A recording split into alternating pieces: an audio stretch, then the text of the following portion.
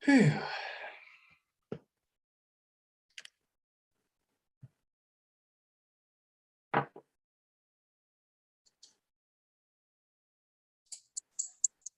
I am still expecting LA Costello and Townhome. Okay, sounds good, Donna. We'll give them another minute. Very good. I need another minute anyway.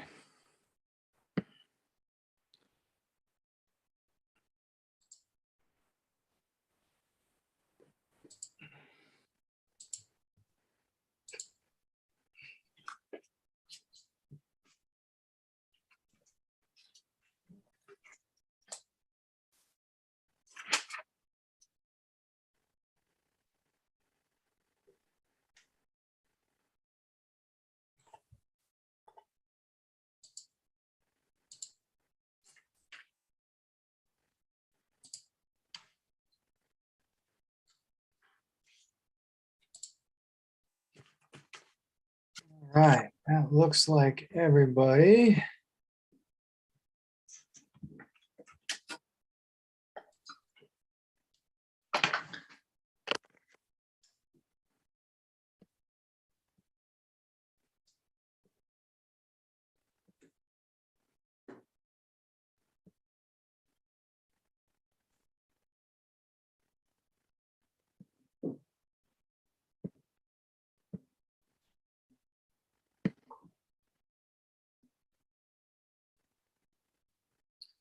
Just a second, folks. I had a little bit of technical difficulty in the last half hour, so I haven't got my agenda printed out, but I got it worked out and I'm printing as we speak. So in the meantime, let's go ahead and call this March 15th, 2022 Missoula Community and Planning Board meeting.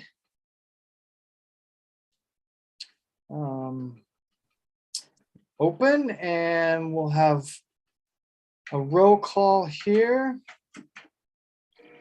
Thank you. Dave Loomis, Micah Sewell, and Sierra Farmer all let me know that they could not be here tonight. Josh Schrader is on a flight that arrives in Salt Lake City at 7:15 and leaves again at 10:30, but he's hoping to join us around 8-ish or so. And we hope that happens. LA Costello. Present. LA Costello is present. Townhome. Present. Townhome is present. Dory Galels. Present. Dory Galels is present. Rick Hall. Present.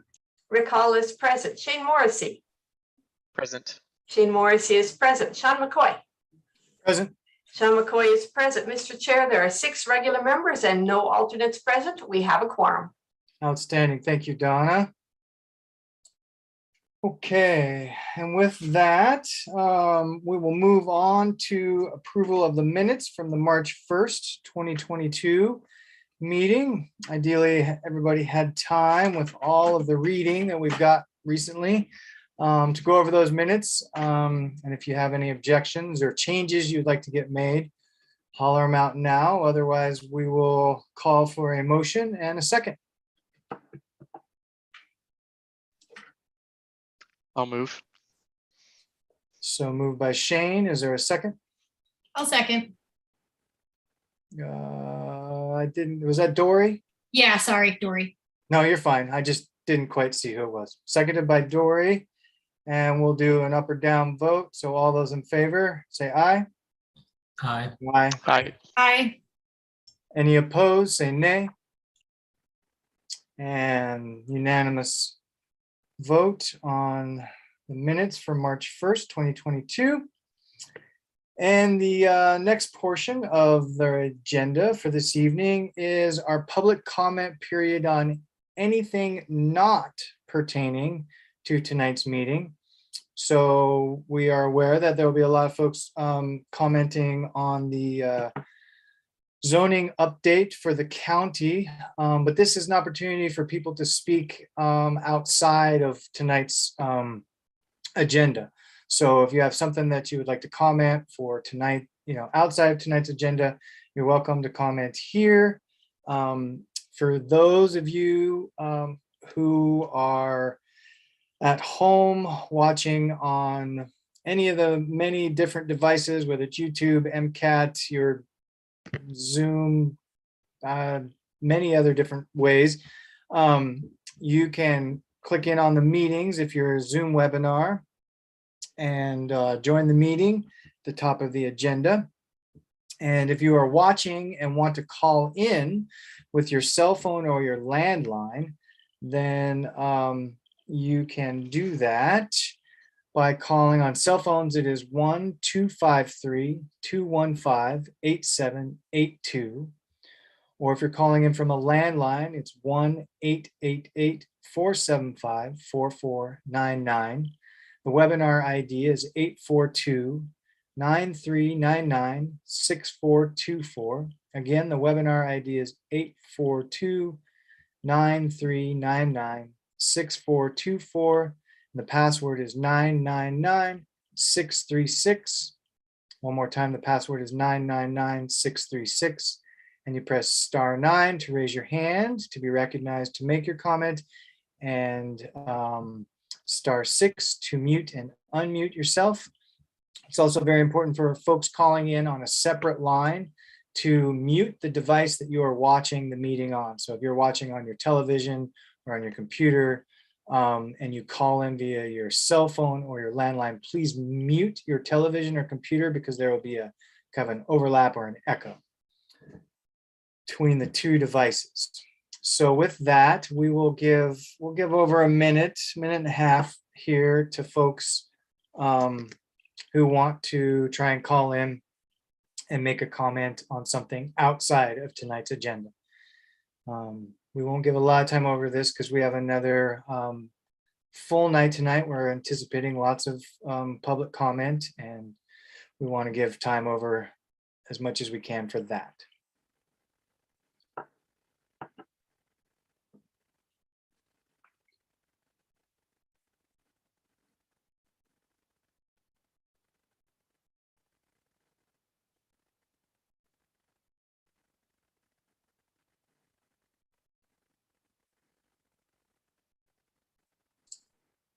Shane, I believe we have a hand up in one of the attendees. Shall we go ahead?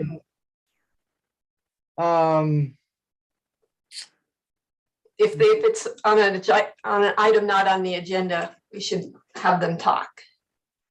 Yes, that hand's been up since before I started talking. Let's go ahead and check in with them and see what their comment is addressing. So I have Meredith. Oh man, your last name just got overtaken. It's Prince, actually. This is her husband, Dove. And I apologize. My comment is actually on an agenda item, is on the zoning change. So, Okay, no problem at all. We just wanted to make sure we weren't missing somebody that had a comment on general whatever. So just hang tough there and okay. get to your comment. I'll put you on the top of the stack since you got your hand up already. Thank you. What was your first name? It's Dove. It's spelled D-O-V, just like the bird, but without the E. And my last name is Prince, P-R-I-N-T-Z. I'm not sure what happened there. The last name was there. Okay, well, that's kind of our allotted time there. We'll give it just a few more seconds while I move around a little bit here. I don't see, well, yeah, I'm not seeing any other hands up. So we're gonna move on from the open public comment on something outside of the agenda. And yeah, okay, I'm not seeing anything. So we're gonna go ahead and move on from this portion of the public comment period, which again is not related to the county update to the zoning code and maps. So that brings us up to staff announcements, which there are not any of tonight. And that then brings us to the public hearing portion of tonight's meeting. So we will be doing a continuation of the Missoula County Zoning Code update and zoning map. And we will have Andrew Hegemeyer, Jenny Dixon, and Lindsay, Romaniello, I believe, all with Missoula County Community and Planning Services. Give us a short kind of recap presentation from last week. And then we will launch into reopening our public comment period. So with that, go ahead, Andrew and team. Yeah, thank you, Mr. Chair, and to the rest of the board. We've got a short presentation tonight, just a handful of slides, and then we can dive right into public comment. Let me share my screen. We're all very well aware of this comment.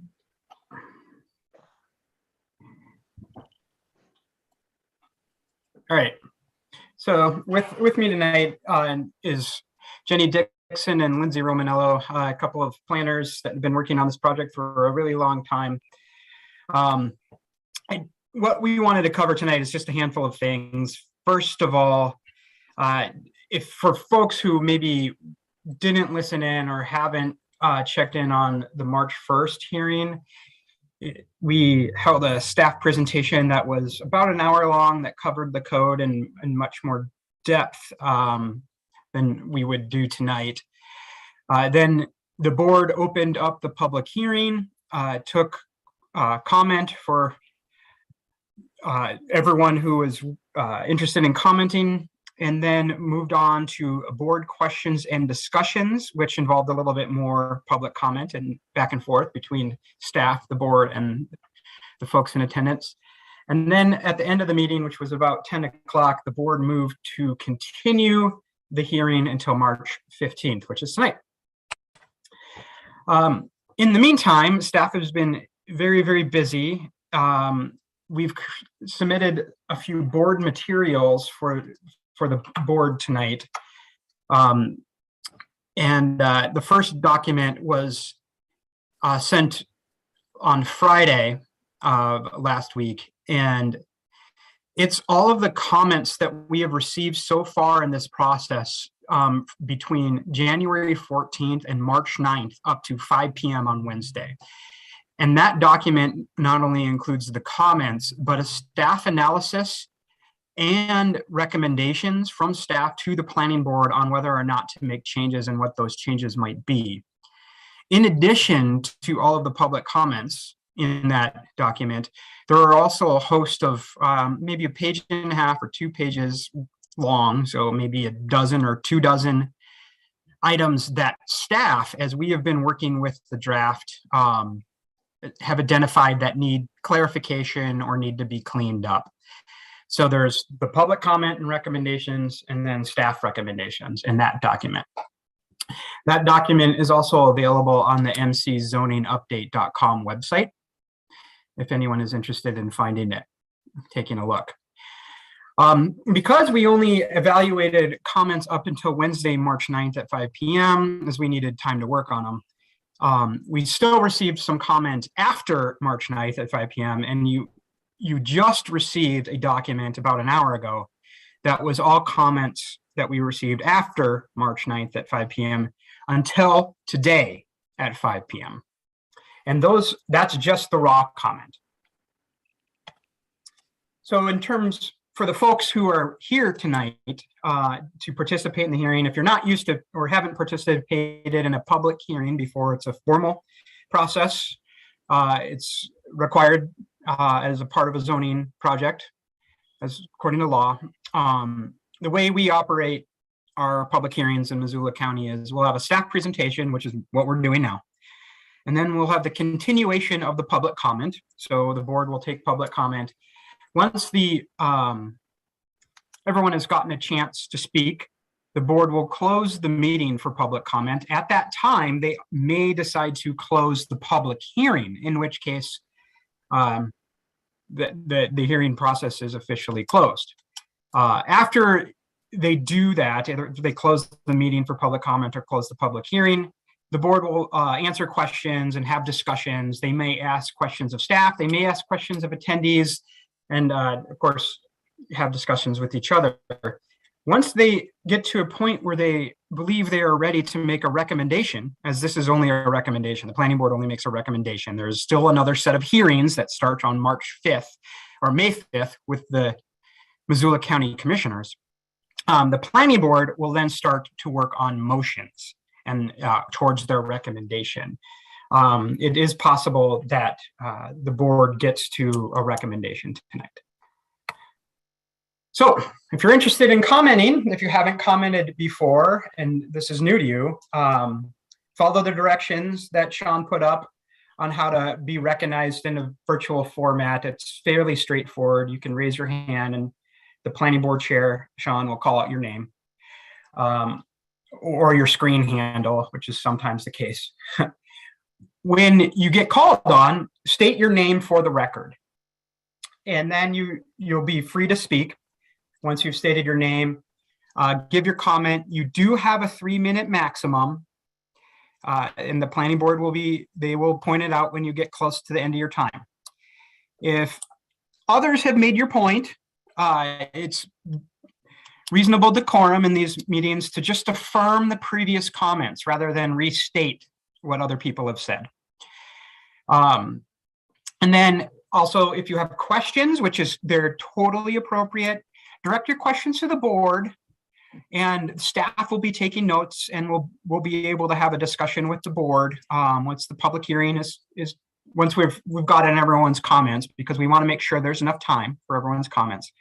So direct your questions to the board, not to staff. We will get to your questions once we're done with comment, and then of course be courteous, be curious too, and polite to others.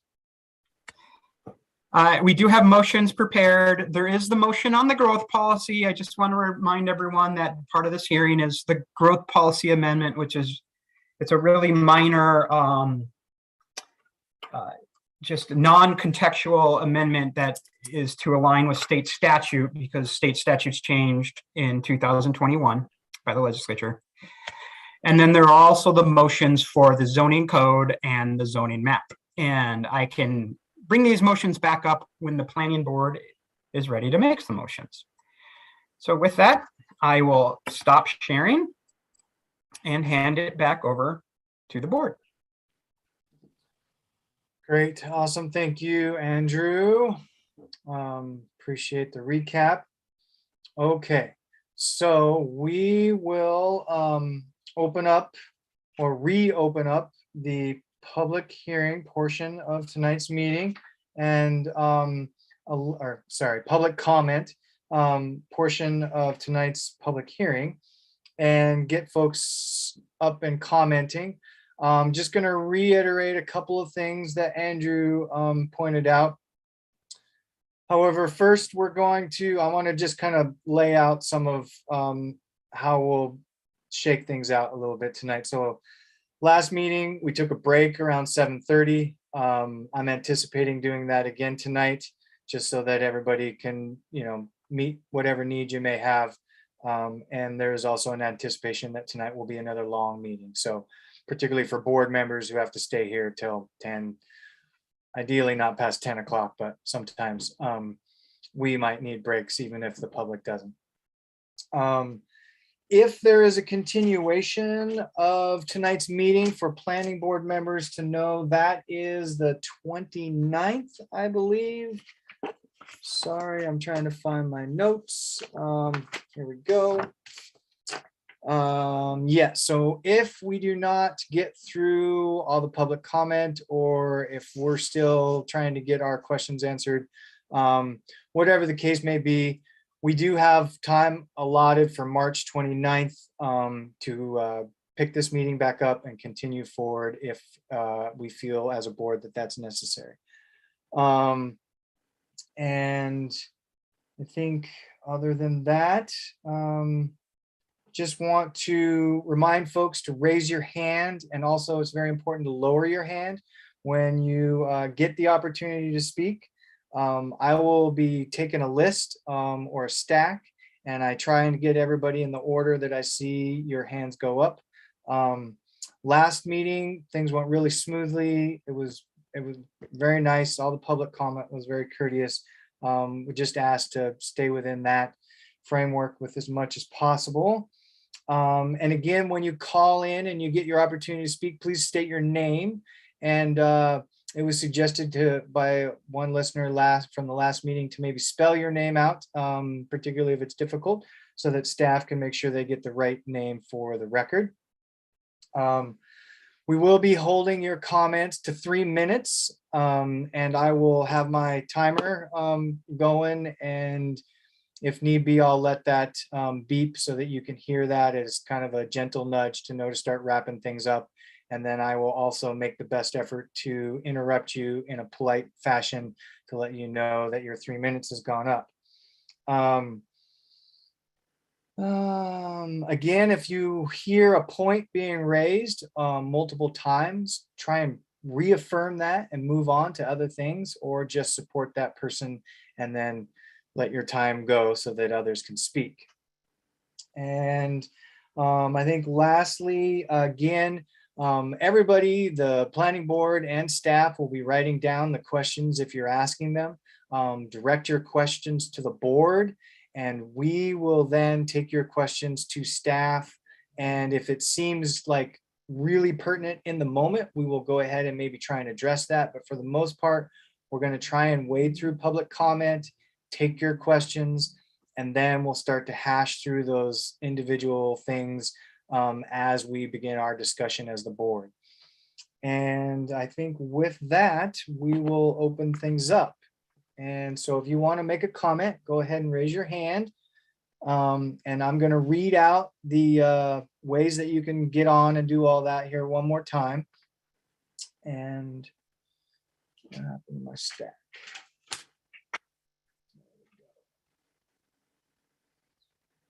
And Donna, can we get the instructions on how to call in up again, please?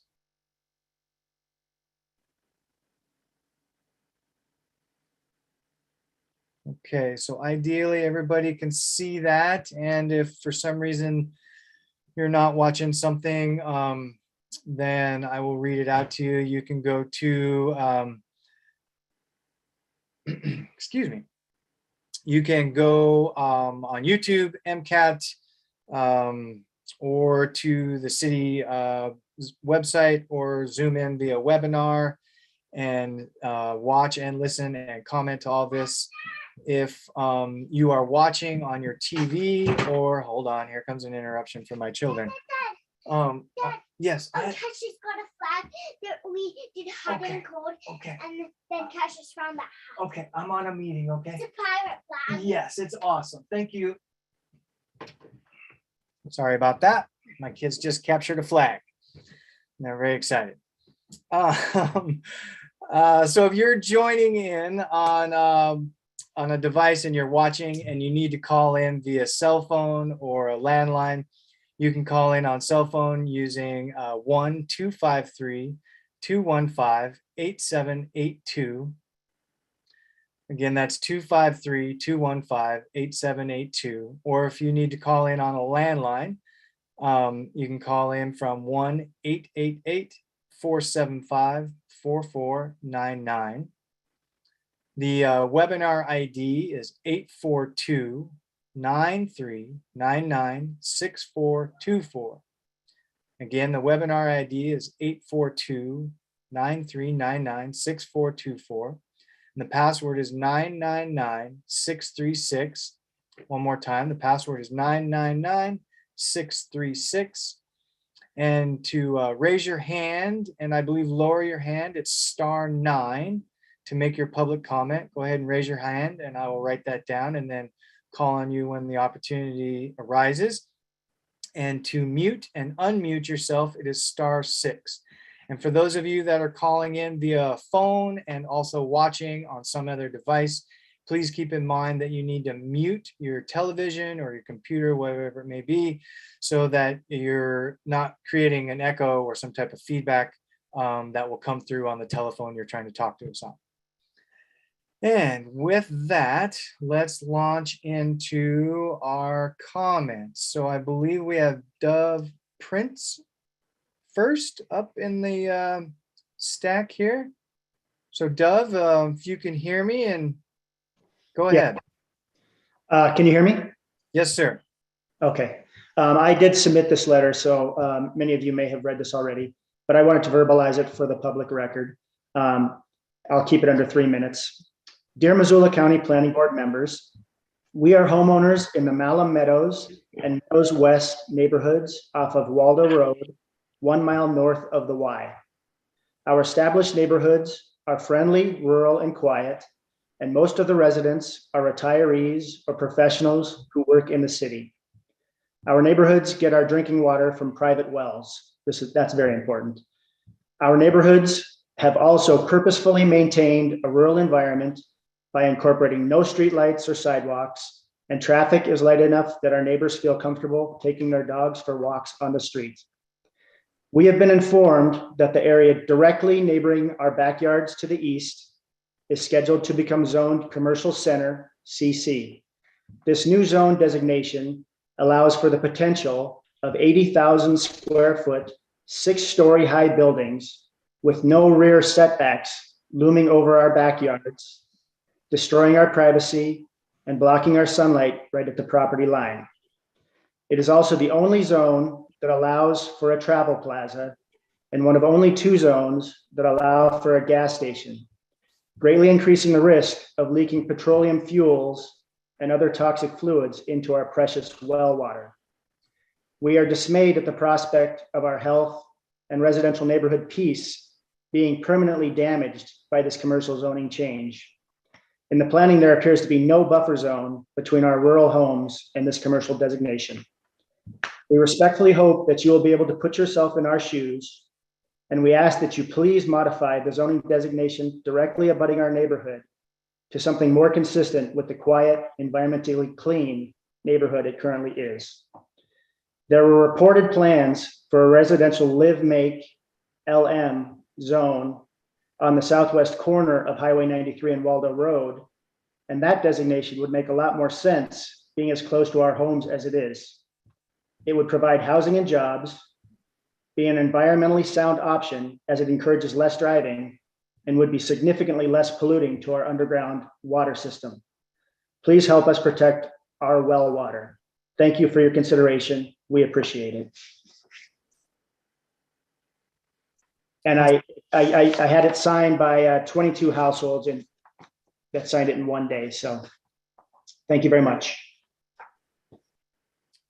Well, thank you, Dove. Appreciate you taking the time to send that letter, and as well as get all of your neighbors to sign on with it, as well as coming tonight and making your comment. Appreciate that. Okay, so just as a quick reminder to lower your hands after you've made your comment. And that brings us to Gary Matson. Gary, go ahead.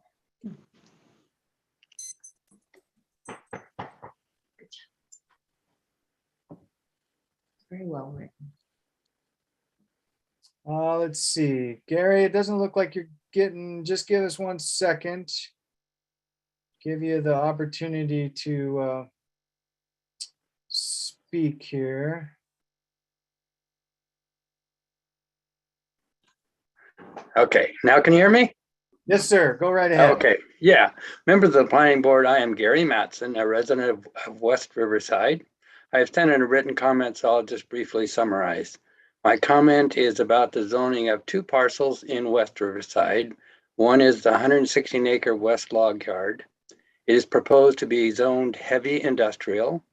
Although I understand that community residents have a limited ability to affect the zoning of private property, I do note that our community does not need more heavy industrial development. We badly need affordable housing and other community commerce and services. If the zoning of this parcel could be changed from heavy industrial to light industrial, some of the needed community developments could occur there. And the second parcel I would comment on is the neighbors, the West Log Yard on the west, where the property on which our local bank is located. I strongly support the currently proposed neighborhood commercial zone for this 11-acre property. It's the last relatively large parcel in the Bonner Milltown area that could provide the additional housing and services consistent with this zone and strongly preferred by residents. So thank you for this opportunity to comment. I appreciate it. All right. Thank you, Gary. Appreciate you taking the time to be with us tonight. All right.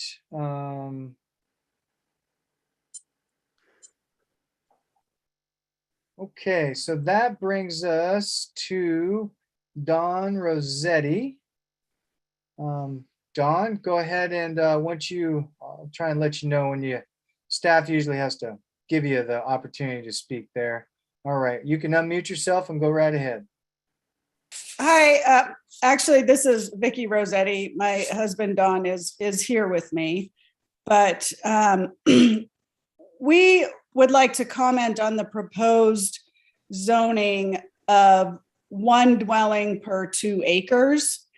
We were actually just made aware that this new zoning was going to happen. We recently bought a piece of property up off of Barron's Court that is currently 11 acres and is surrounded by rather large acreage. And so we were wondering where the 1 per 2 came from, and if anybody broke down any of the actual numbers and looked at all of those lots that are going to be affected and counted up and divided up how many were actually larger than 2 acres currently. We are obviously opposed to 1 per 2 and would like to see it considered to be changed to 1 to 5 rather than the 1 to 2. I do know that a lot of our neighbors that we have met out there are also opposed to this. They were not actually aware that this is even happening. And I understand you guys have sent out notices. Personally, we did not receive any of the notices about this change. The neighbors we've talked to have not received notices. I recognize that, they could have tossed them in the circular bin. We certainly didn't. And we just would like to know how we could maybe get this reconsidered to look at how many lots out there are already larger than 2 acres and maybe get it changed to 1 per 5. Okay. Thank you, Vicki, for your comment. I know that we are all making notes of each of the comments, and we will try and address your questions to the best of our ability once we get to that portion. Oh man, everybody's doing great. I just want to tell everybody thank you for being concise and speaking quickly. We haven't had a person yet go over 3 minutes, which is kind of a rare thing, except for in the last 2 meetings, or last meeting and tonight so far. So that brings us to Franz Vetiger. I'm sorry if I butcher your name. I apologize now. You're the next individual that is slotted to speak. So go ahead and unmute yourself there and please make your comment. Yes, hi, my name is Franz Vetiger. It's F-R-A-N-Z, V as in Victor, E-T-T-I-G-E-R. And I just would like a clarification on what the agriculture rural residential 5, what the lot size is for other than the,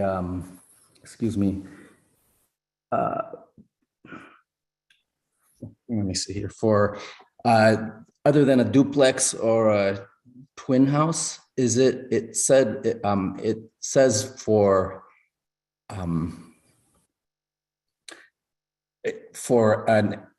I believe, an acre. It says, is it 1 per 5, 1 house per 5 acres? Is that correct? Thank you. Okay, thank you. Zoning lot. Thank you, Franz. I appreciate you taking the time to comment and ask your question. We will try and get that clarification for you later on in the meeting. Okay, so the next individual I have on my list is, I'm just seeing your phone number. So I'm going to read out the last 3 numbers of your phone number. And when you come on, make sure you identify yourself so we can get that on the public record. So the phone number is last 3 digits are 152. So if your phone number ends in 152, go ahead and unmute yourself and go ahead. Hi, this is Mary Donnelly. I'm calling in from the Upper Miller Creek area of Missoula. And I just wanted to make a couple quick comments tonight.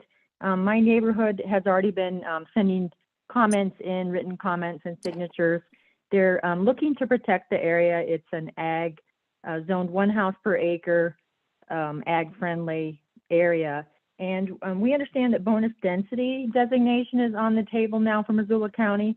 And so the neighborhood just wants to ensure or try to have an overlay in areas up here that we'd like to protect, that the bonus density is not part of the equation. So we just wanted to mention that. And there's several signatures going around, excuse me, several signature pages going around, and there'll probably be a few more coming in. And just to speak quickly on a separate subject, I understand that ADUs are being encouraged now throughout the community to help have more affordable housing. So one thing I just wanted to see if it's possible, if we could add some type of restriction on there, similar to what the university area had in the past. When they first allowed ADUs in that area, it was required that the person lived in the home at least 6 months out of the year in their main home and then had an ADU that they could rent out. And so my thought is we put some type of restriction on it so that the areas do not just turn into hotels and become more unaffordable for our community as home prices become more and more expensive because land values are increasing due to ADU use. And so I understand that it could be a great way to add some affordable aspects to our planning for the future, but it can also be detrimental if we don't have any kind of restriction on the use for nightly rentals. It might be adding to our problem. So I hope we look at that a little closer. I understand the city is starting to look at that a little closer, so I hope the county does as well. And perhaps even we might need to adopt a different rules than what the city does in the future. But I hope we do put it on the table for discussion among our neighborhoods to really find out what people want to do locally. And then the last thing I wanted to comment about is also if we could keep subjects on the table that have to do with marijuana and Airbnbs and business investments in general. If we have public officials, they're elected officials, if they're voting on some things that have monetary gains in their individual, for their individual assets, that perhaps they should let that information be known, just so we're sure that there's full disclosure. In today's world, I know it's so important that everybody understands when people have different interests, and that we want to just protect and make sure everyone's fully aware of what is being proposed. And there may be times when public officials have to recuse themselves for voting on something. So I'm sorry, I'm speaking as quickly as possible to bring out a couple important points, and then that's all I have to comment on. Thank you so much. Thank you very much, Mary. And I just want to clarify, you said the Miller Creek area, you're in the Miller Creek area? Yes, in the Okay. Upper Miller Creek area. Great. Just wanted to make sure I got that right. Okay, Thank you. you're welcome. Thank you for being here and taking the time to hang out and make a Oh, and comment.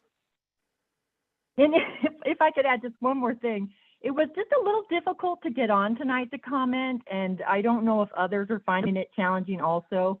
So I think a lot of people are looking forward to when we can be meeting in person again, and then being able to speak a little easier. It was a little difficult to get on the system tonight.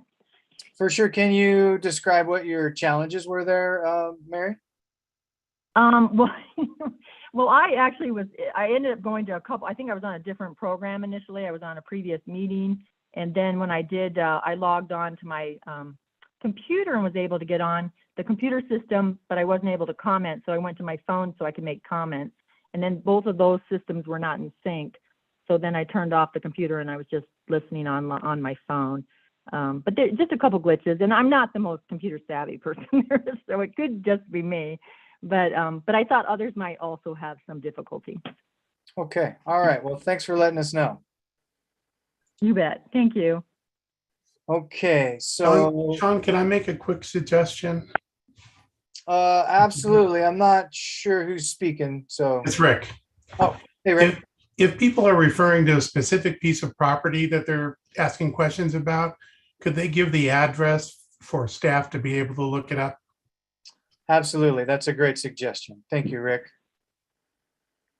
So just as a reminder and a suggestion for folks out there, if you're commenting on a specific piece of property, try and give us the address or the closest location that you can, if it's not developed somehow. I feel like some folks are doing that and maybe some others don't. So if you can, to the best of your ability, identify specifically the piece of property that you're commenting on so that staff and planning board can look at that to the best of our ability. Okay, so that brings us to Phil Carlos. So Phil, go ahead and unmute yourself here in a second. You should get the opportunity to speak. There you go. And whenever you're ready. Okay, my name is Philip Carlos, and I just wanted to support Prince's comments about the area along Highway 93 North near Waldo Road. Also, Mr. Hageman mentioned a place where there were some comments, or some the previous comments were reviewed and where they were posted, and I missed it. It could, does anybody have that information offhand? Absolutely. Do you have anything else to comment or? No, that's my comment. Okay, okay. Support valve. Okay, let's see, I don't know. Staff, do you guys want to? I actually have it posted online. I could, well, let's see. I could either put a link somewhere, or I don't know if we've got a chat function in this. Yeah, what's the best way to share that? No chat, just there's no chat function, so just Yeah, share the right. website name, the mczoningupdate.com. Yeah, so that's going to be found on mczoningupdate.com.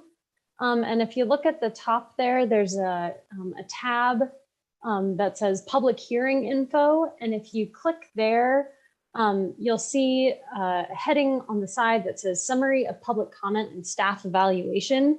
And those are all of the comments that we received before March 9th.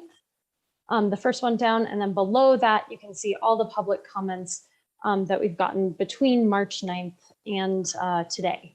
Lindsay, So, do you think you could share your screen so that folks can see that as well? I absolutely can. Yeah, give me 1 second. No worries, no worries.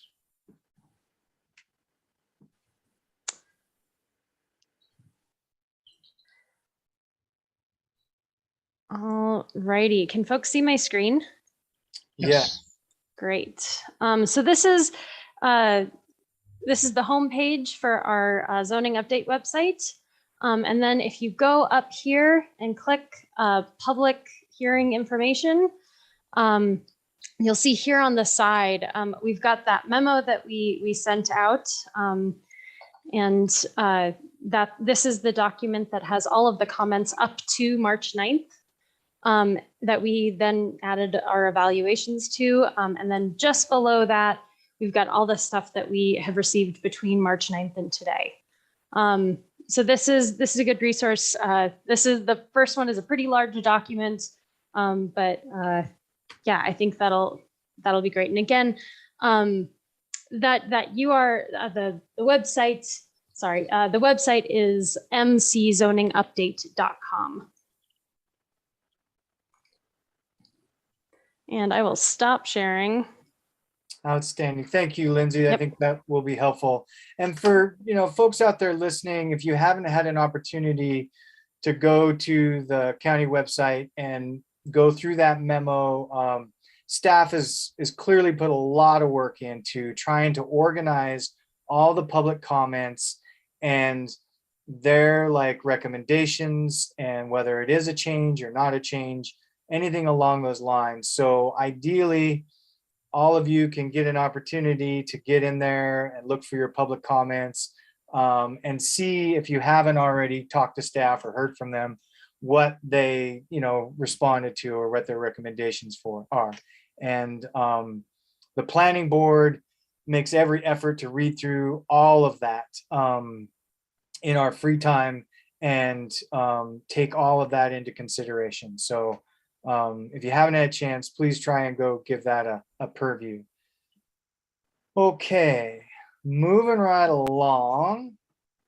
Let's see. I have Chris Fisk next on my list. So Chris, go ahead and unmute yourself and go ahead and make your comment. Good evening, everyone. I just want to second what Mr. Prince and Mr. Carlos had said earlier, as well as others.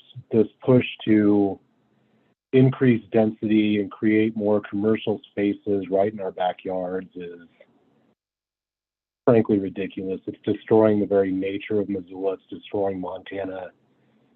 If people want Seattle and Denver and Chicago, those places already exist. Trying to switch it into something it's not is just a bad idea. That's all I've got to say. Okay, thank you, Chris. We appreciate you taking the time to join us tonight and make your comment. Okay, so that brings us to Sonia Wagner as our next person on my list. So Sonia, go ahead and unmute yourself when you get the opportunity to speak and make your comment, please. Hello, can you hear me? Yes, we can. Sorry, I was driving home. So I am a new resident in Missoula. We've been here about a year.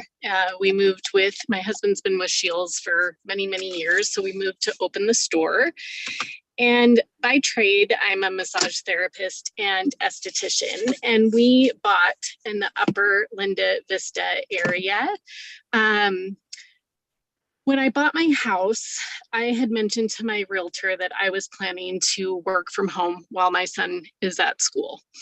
And I was not made aware of all the zoning laws and issues with the PUA of being able to work from home.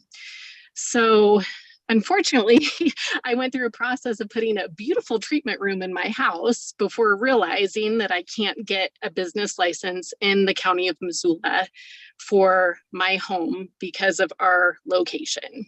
And I do know that the lower Linda Vista area has changed over the years and allows for home business.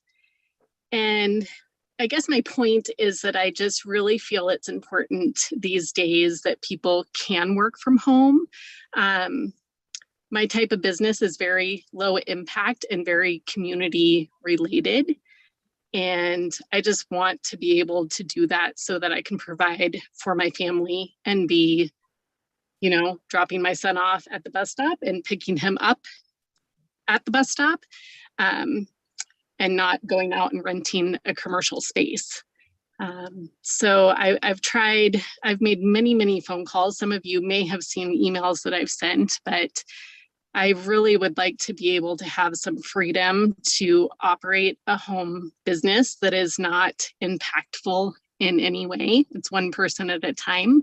Our neighborhood allows for a daycare to be operated, which to me is much more disruptive than offering massage therapy and skin services. So I just want to make that point that we moved to this community with really the intention of wanting to be a part of the community. And I'm feeling like my hands are very tied and I'm not able to do what I had intended And naively, I wasn't made aware of a lot of things that are in my neighborhood at the time of purchase. And that's all I really have to say. Okay, thank you, Sonia. Appreciate you taking the time to make your comment. And definitely support what you got going there. Cottage industry can be very challenging within the city Yeah. and outside of the city. I just want to make one more point that in this upper Linda Vista area, there are zoning laws that allow some people to have home business, and we're of a part of this upper Linda Vista that is not allowed, but they are building a huge commercial, not huge, but they are building a commercial space at the top of Linda Vista and Jeff Drive. And I'm literally like 2 blocks away from that. And I just don't feel like the type of business that I'm wanting to operate is going to have a huge effect on my neighborhood. I actually have a lot of neighbors that would really love to be able to walk down the street and receive a service. So I just want to make that point that it's very not very clear on, you can live 3 streets down and have a home business, but you can't live on my street and have a home business. So I would like to see change with that. Great. Well, thanks again for taking the time to make your comment. Sure. Thank you. Okay, so that brings us to Leslie Tugman. And again, if I mess up your last name, just correct me. But Leslie, you are the next individual. Go ahead and unmute yourself and please make your comment. Hello, my name is Leslie Tugman. Can you hear me? Yes, so you Great. can. Last name is Tugman. I live on Wise River Road. We're in the Upper Miller Creek area, and currently it's referenced as an area AGRR5. Firstly, I'd like to second the comment or clarification that was requested by Franz V earlier, and that's with regard to a specific chart. And I think it's figure D2, page 43. And it speaks to minimum lot size. And the way I read it, it says the minimum lot size is 10 acres. However, we were advised by a realtor who is very knowledgeable in the area that that really means per 10,000 square feet, which is vastly different. So I wanted to make sure I was reading this correctly. So we'd like to have, I think that was the same question that Franz was asking, just clarification on minimum lot size on that chart, please. And secondly, I wanted to ask for further information, and I apologize if I've missed it in the report, but I didn't see the issue addressed as to wastewater and water infrastructure with the new zoning. And we're currently on private well and septic. So if new lots are allowed, will those people also be on private? Will they drill into the aquifer? Will they connect to city sewer and water? Will this area become annexed? Trying to look into the future. So those are my concerns and questions about the infrastructure. And again, I apologize if you've already addressed that and I've missed it, but I'll keep listening and see if I can get educated. Thank you. Awesome. Okay, thank you, Leslie. Appreciate you taking the time to join us and make a comment tonight. Okay, so at the moment, that is my list of folks. So if you're wanting to join in and make public comment, please raise your hand and we will add you to the list and give you an opportunity to speak. And I'm gonna go ahead and just leave this open for the moment because I don't have any hands raised. Let me check my entire list. No, I'm not seeing any new hands raised at the moment. So we're gonna just take a couple of minutes and maybe we'll take our break early, although it seems a little bit early to get onto a break. All right, there we go. There's a hand coming up. All right, 1 second. Let me add you to my list and then I will give you the floor. So Adam Hertz is the next person to speak. Go ahead and unmute yourself, Adam. I'm Adam Hertz. Just wanted to first of all thank staff for all of the great work they've done on this. I know it's been a huge project, and I've been engaged with them at times, and really appreciate the opportunity to comment tonight. I just wanted to say, specific to a couple of areas, I really appreciate the eye towards increasing density out in the Mullen Road area, further out in the Mullen Road area near sewer infrastructure. It will be important for us to get water infrastructure out there in the future, but I think that area is going to play an important role in providing more single family housing in Missoula, which is desperately needed. So I appreciate the increase in density out there. Some of that is almost in my backyard, so I want to be on the record as being a YIMBY in this case and saying, yes, please, that sounds like a great place to put density. Second, I just want to comment specific to East Missoula. I really think this, some of this proposal in East Missoula, the neighborhood center, is great. Those changes are great. But I think we're really missing the opportunity to have a more urban development pattern in East Missoula, particularly in the R district there and the Live Make district. I really think it would be a tremendous failure to not go with an even higher density in that area, something that's more closely aligned to the city's RM 145 district. That's 1,000 square feet of land per unit that would allow affordable condos and apartments to be built through much of that area. There's sewer and water. There's a lot of sidewalks, curbs, and gutters missing, and it will be very difficult to afford to pay for that necessary infrastructure without allowing some higher density development. So we just encourage you to consider looking at a more urban development pattern in that area. Thank you. Okay, thank you, Adam. Appreciate you making your comment, taking the time to be with us tonight. Okay, well, that was the only person to put their hand up. So I guess I'm gonna go ahead and call. What do you think, planning board? You guys want to take a 10-minute break and see if anybody else joins in here? And then if we don't have any more folks that come on to comment, then we will go ahead and close the public comment period. Does that sound all right to everybody? If need be, I can call another break later this evening.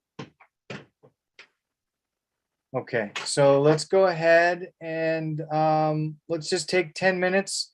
So I got 6:58 on my computer clock right now. So we'll come back at about 7:10 and we'll reconvene. So go ahead and take a moment and refresh yourselves, and then we'll come back.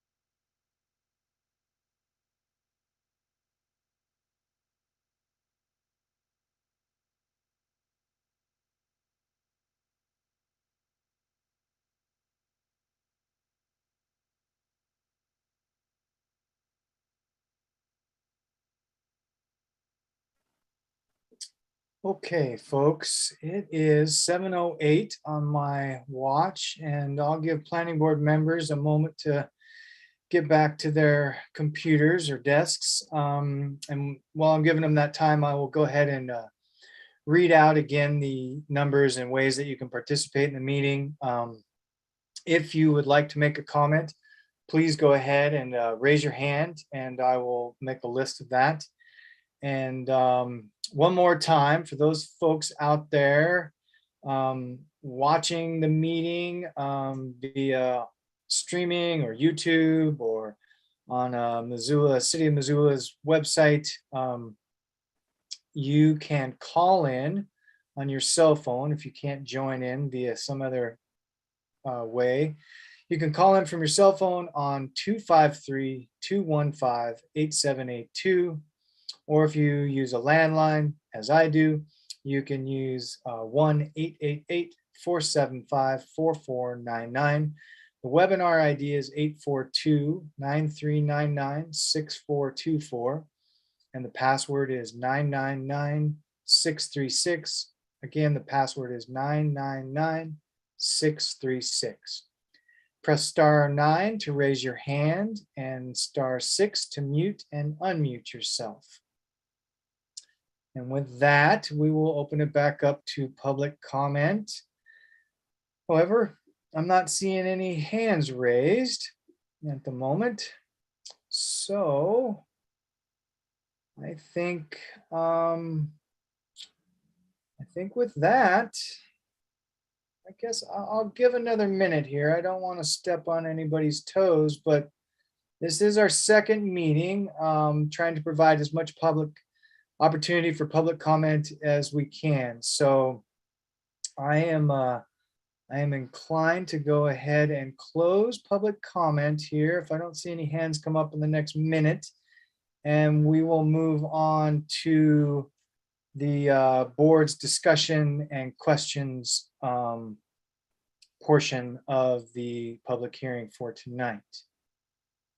And I am not seeing anybody raising their hands. So planning board members, I am going to bring it back over to you all. And You need a motion to close public testimony? I don't think so. I think we needed motions to do continuations, but I think and I can, please correct me, staff, I think as normal procedure, I open and close it, no problem.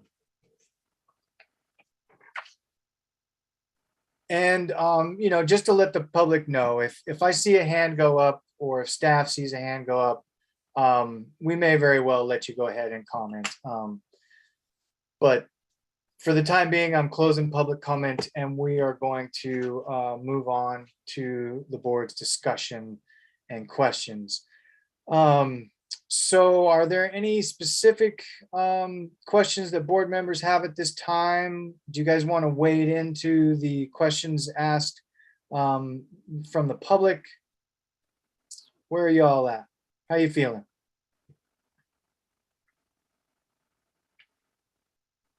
Go ahead, Rick.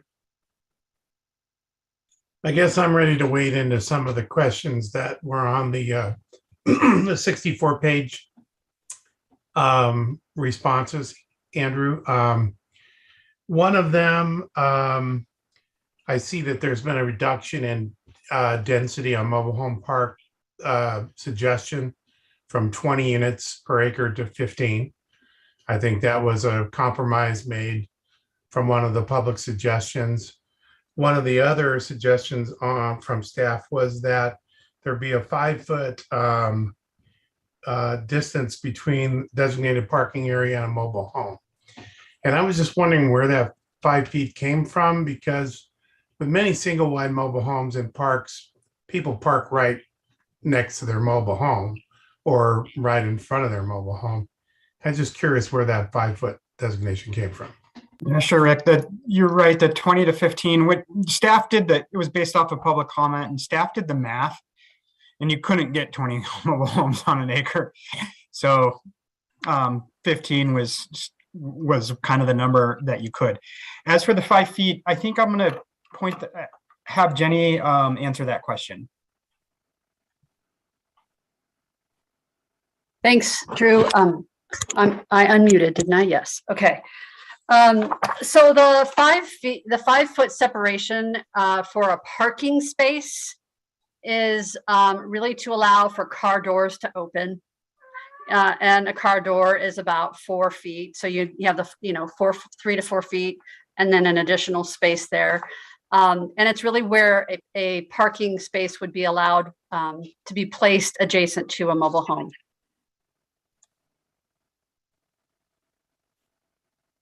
Well, I would point out that if a parking spot is in front of a mobile home, they may be 2 feet from the front of the mobile home or 3 feet, and have plenty of room to open their doors on the side.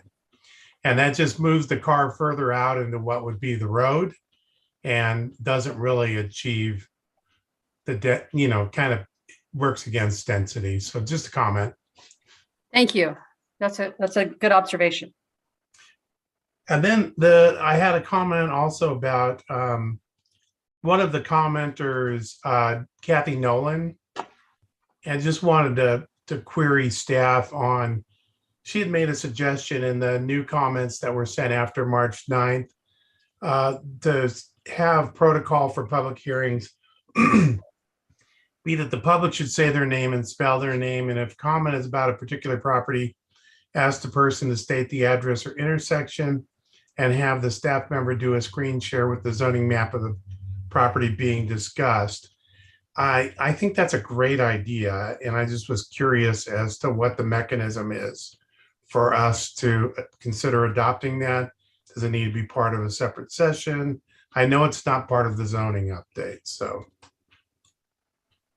I don't want to muddy the waters there. Yeah, we can look into it. It would be tough. The staff would have to be really quick on their toes to do address searches and find the property.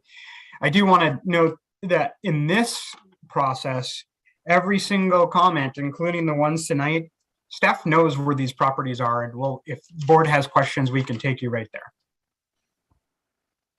Great, thank you, Andrew. And Rick, I noticed that comment from Kathy Noland as well, and tried to incorporate some of that suggestion tonight. And I appreciated you pointing out having folks give their, where they're talking about physically. I kind of forgot that piece of it.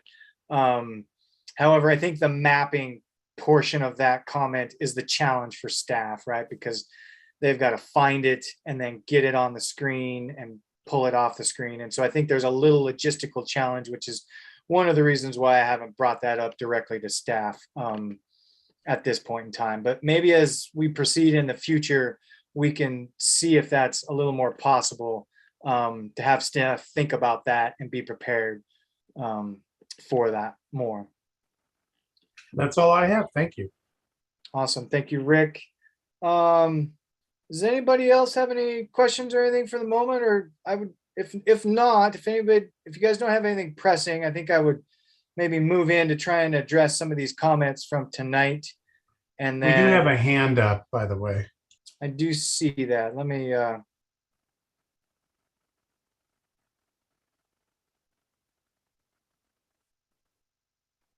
okay. They were in there earlier. We'll go ahead and allow the Bonner Milltown History Center to make a comment here. It's a little unorthodox, but seeing as how we allowed a lot of time for tonight, I'm willing to allow it. So individual with the Bonner Milltown, sorry, you just got History Center and Museum, please go ahead and make your comment. Okay, thank you. I should actually have changed my name. I'm speaking as an individual, Judy Matson, and I am in the West Riverside neighborhood, and so I would like to speak to the West Log Yard zoning designation, which I feel would benefit our community and neighborhood better if it were, instead of heavy industrial, light industrial. And that would fit in nicely with the neighborhood commercial development, which would be across the street. And basically thank you very much for letting me come in late. I apologize for my tardiness, but basically that is my comment. Okay, thank you, Judy. Appreciate you taking the time. And you were in there. Maybe you didn't hear us getting ready to close. I saw you on there. It's quite all right. Thank you very much. You're welcome. And all righty. So I'm not seeing any hands up. So for the time being, public comment is closed, folks. And I probably won't open it back up to public comment again, because the board is going to be launching into this discussion. Go ahead, Shane. Yeah, I was just going to try to ask some of the questions that we went through today, if that's okay. Absolutely, please do. So I guess to staff, I guess maybe just starting with Dove's comments that were echoed a couple of times later on out in the Y area. Can you maybe speak to the idea that there is, potentially, commercial properties, allowing travel plazas and gas stations directly adjacent to residential neighborhoods that are existing? Yeah, so this actually has some history to it. The specific track, it is on the corner of Waldo Road and Highway 93. If you don't know where Waldo Road is, it's as you go down the hill when you're headed north to Kalispell. It's the first road on the left, and the property we're talking about is I think it's about 10 acres, and it's right there on the left hand, the north side of the road on the left hand side. Waldo Road is the frontage road to East Missoula, or to Frenchtown, I'm sorry, also known as that. So when we were drafting, so first of all, let me talk a little bit about, want to explain a little bit about zoning. Zoning is, there are constraints to what we can do within statute, within policy, with zoning. These are rules, and so they do provide entitlements to properties. And when you start to have entitlements, you have to start to respect those property rights. When we were drafting the 2019 Missoula Area Land Use Element, which is the policy foundation for the zoning code, this property has access to sewer. And in that process, it was proposed to be designated as a land use designation as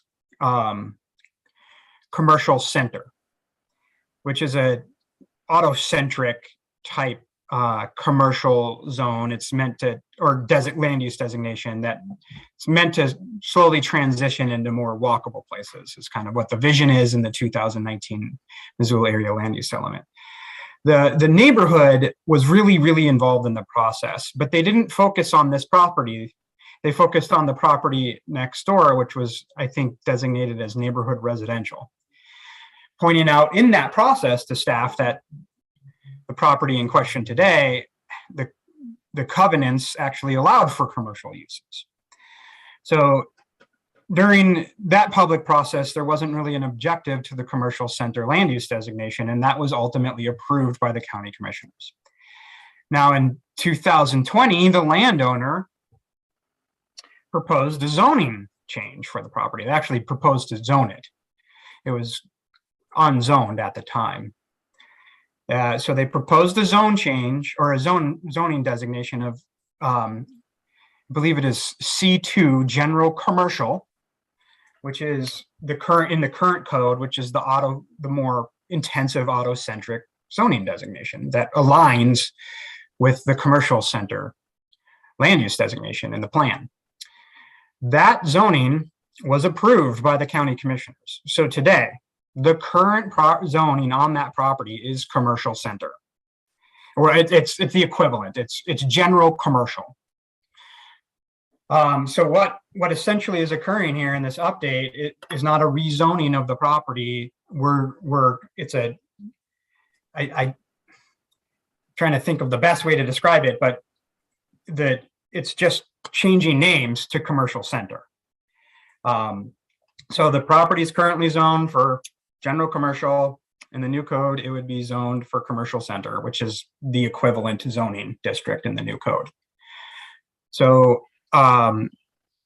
it's sort of a done deal. If we were to zone it something different, now we would be we could potentially be in violation of, the state laws in terms of how zoning needs to be in compliance with your land use plan, first of all, but then we could also potentially get in trouble with takings laws or lawsuits. And if we were to zone it something else, we would potentially be subject to damages.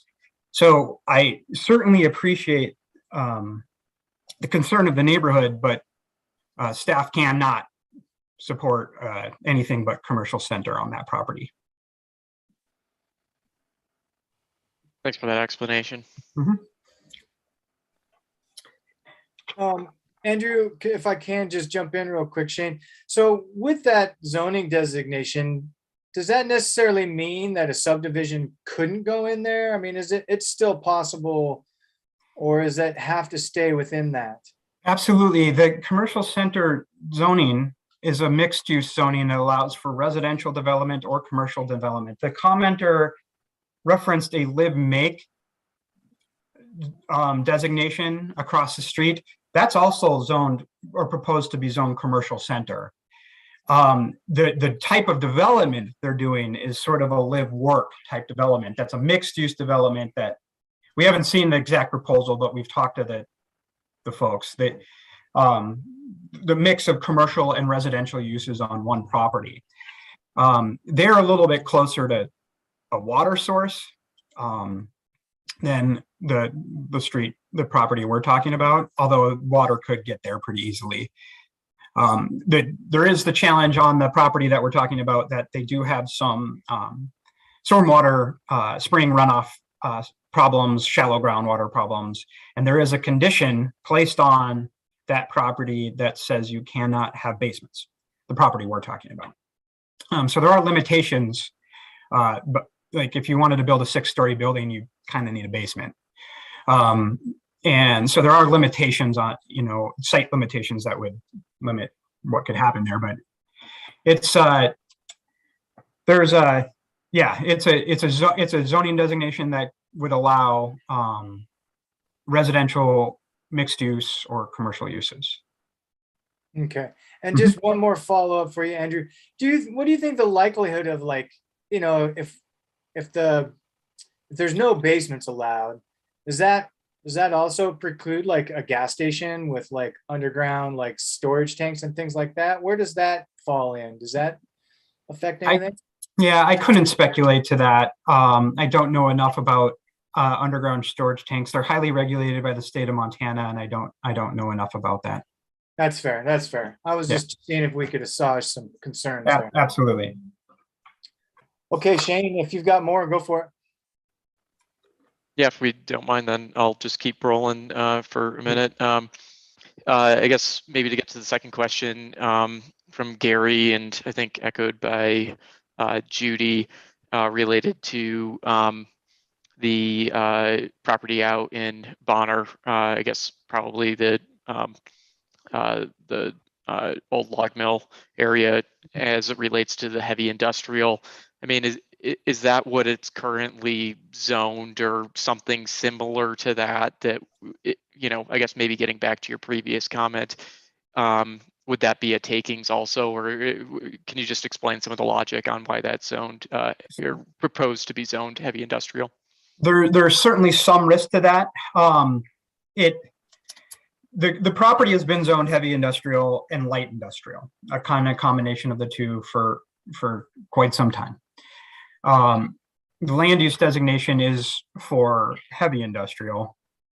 And so staff was, we're trying to be proactive and rezone properties. What we don't want to do is adopt a new code and then force everybody individually to go through rezones. That would be very detrimental in a lot of different ways, including the planning board's time. You would be swamped in zone changes for eternity. So we're trying to be proactive. And so we did propose a to zone the portion of the property that's light industrial to heavy industrial. We did get a bunch of comments, and a lot of the comments about this, more than just Gary's and Judy's, but a lot of other neighborhood people commented on as well. And they're talking about that the clash of the impacts between what would be that area would be zoned live make, which is a predominantly residential zone, and then right adjacent to heavy industrial, and they're worried about those conflicts. So what we proposed, staff is proposing to the planning board and recommending you adopt as a buffer. And it would be on heavy industrial, it'd be 35 feet landscape buffer with some sort of visual screen that's about 6 feet tall, plus another 25-foot setback where they couldn't put a building. They could use that for parking or loading or circulation, but they couldn't use that for some sort of structure. Now, I will share my screen real quick and show you that property specifically, because I think this is an important component. Make sure I get the right screen. I have a lot of stuff open right now. Okay. So I'm going to go to the zoning map. So bear with me here as I navigate.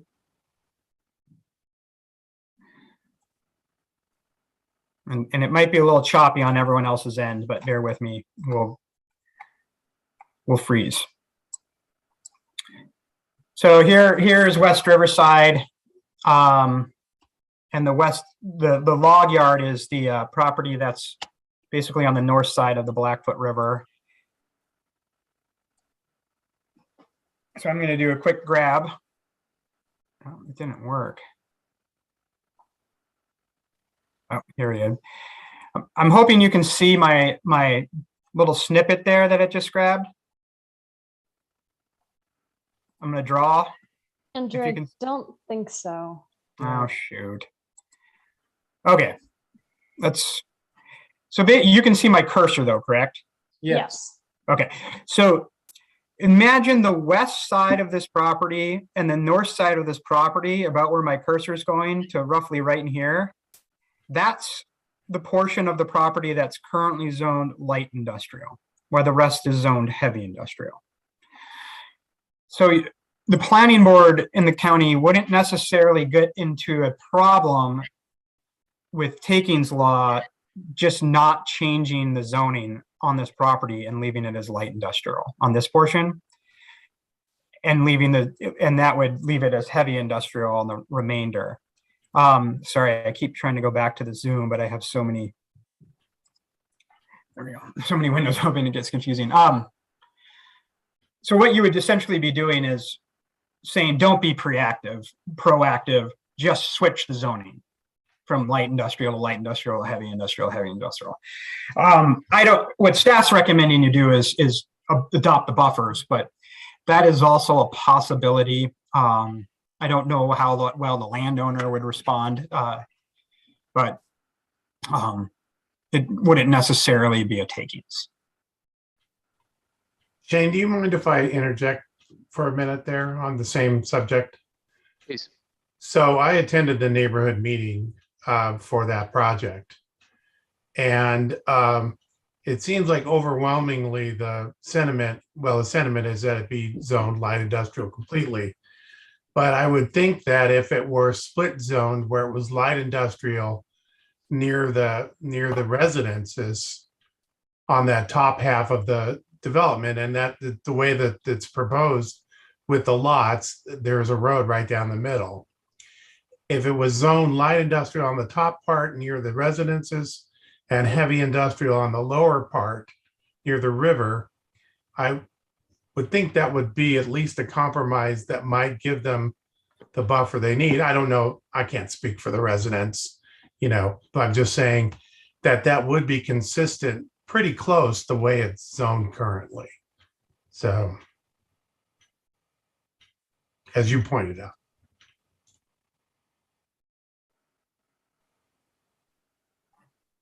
Any thoughts on that, Andrew, or? Sorry, I just thought, I was looking at something. Did Rick, did you suggest zoning the portion by the river as in light industrial?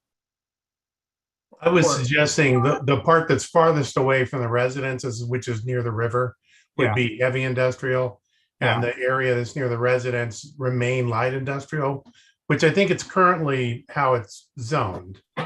It's split zoned on the lot. Yeah, you could go with, I think what you could do is basically go with the current zoning configuration, and that would, you know, it won't make everyone happy, but it's, right. So. Yeah, it would be an okay solution. Yeah. Thank you. Yeah. Sorry, Shane, I didn't mean to take your time. Good. I'll let other folks speak, or I can keep rolling with some of the questions if needed. Go ahead, Shane. I think you can just keep rolling. I'm not seeing any hands coming up. Or we can trade off. I guess I'm moving on to Vicky and Don's comment. So this is near Barron's Court, I believe is what they stated. And I guess there were a couple of things in there. I believe everybody's been noticed, correct, Andrew? Or they should have been noticed. Yeah, I checked our list, and the Rossettis we did mail the Rossettis a postcard. So either the post office got it lost, or we try to make it official county looking as much as possible, but people get a lot of junk mail. And then it sounds like the proposal for their area is 1 dwelling unit per 2 acres. And they're looking to potentially consider it, 1 unit per 5.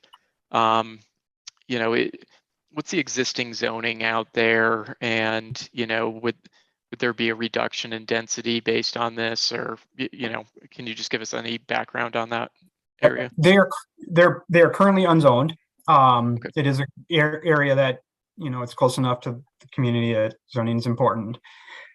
So the land use designation in the land use element is rural, residential, and agriculture.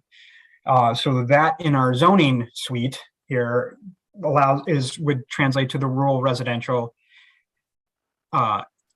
AGRR districts. So any of the 2, 5s, or 10s, 1 unit per 2 acres, 1 unit per 5 acre, 1 unit per 10 acre would be appropriate.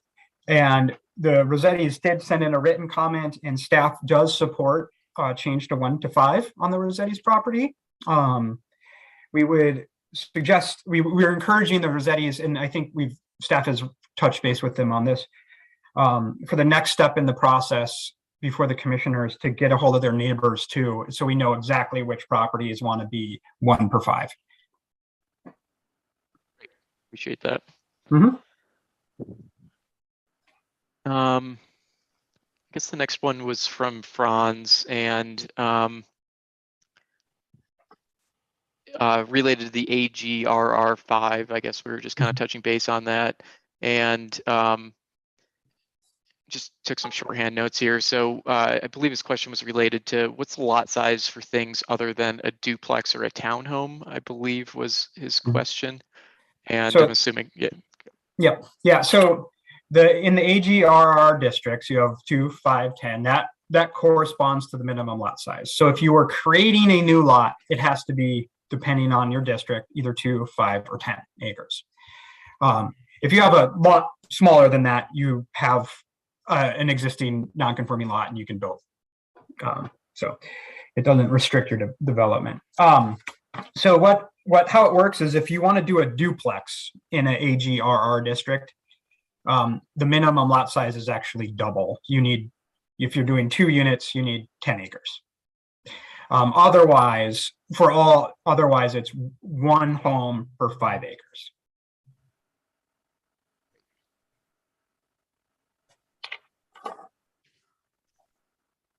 I guess the next comment was from Mary, and Upper Miller Creek. She had a few questions. I guess maybe first question for you is there anywhere in the zoning code where the density bonus does not apply, or does the density bonus kind of apply, across all zoning districts? It applies everywhere except within the target range overlay. And the target range neighborhood has a neighborhood plan that was adopted in 2010. So it's been in place about 12 years. It's very well supported. In that plan, they have specific recommendations for zoning. So, the planning process, they did a lot of outreach, they wrote it. This thing is adopted county policy.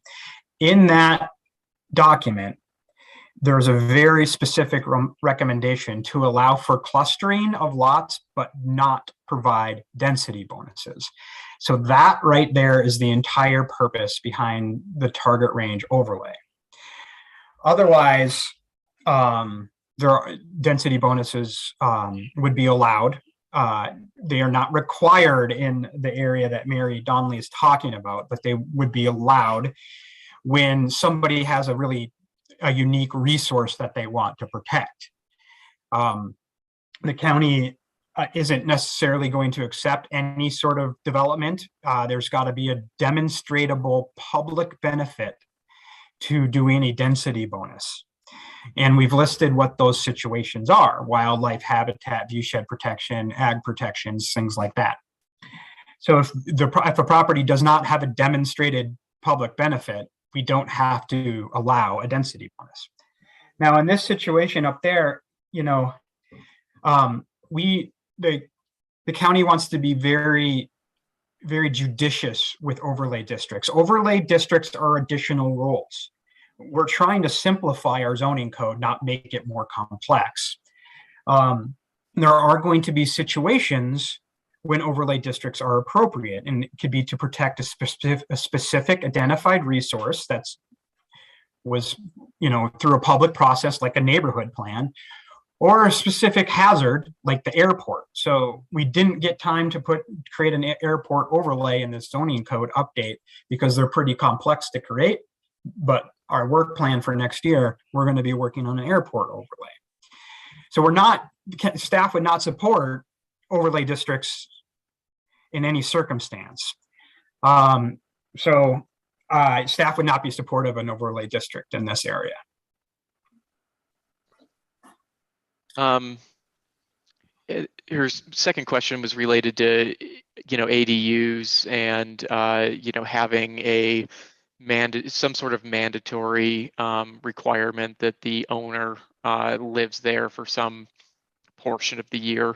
Mm-hmm. And I know we've talked about ADUs in these planning board meetings for a long time. And can you maybe speak to the position of the of staff, at least what you're thinking in terms of, the owner live requirement, I guess, on those? Yeah.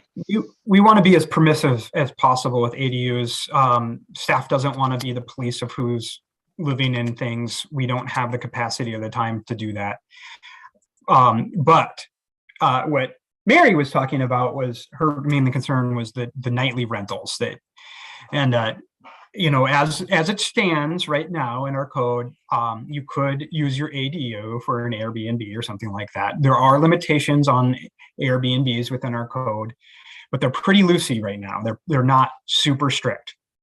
Like the city is starting to study the ADU problem, we are also planning to study the ADU problem. That was a recommendation out of our housing study that we just adopted a few weeks ago.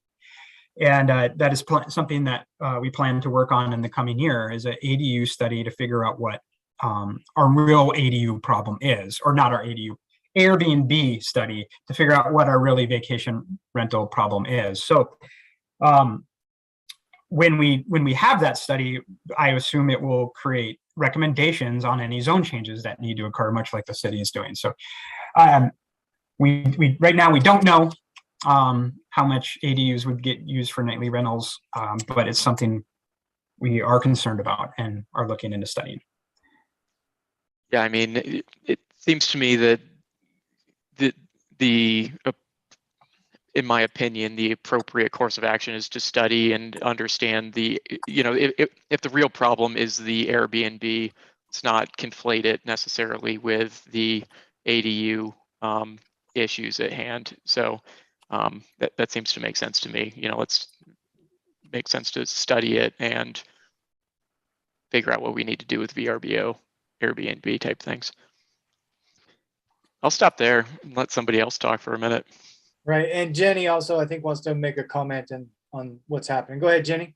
Thank you, Sean.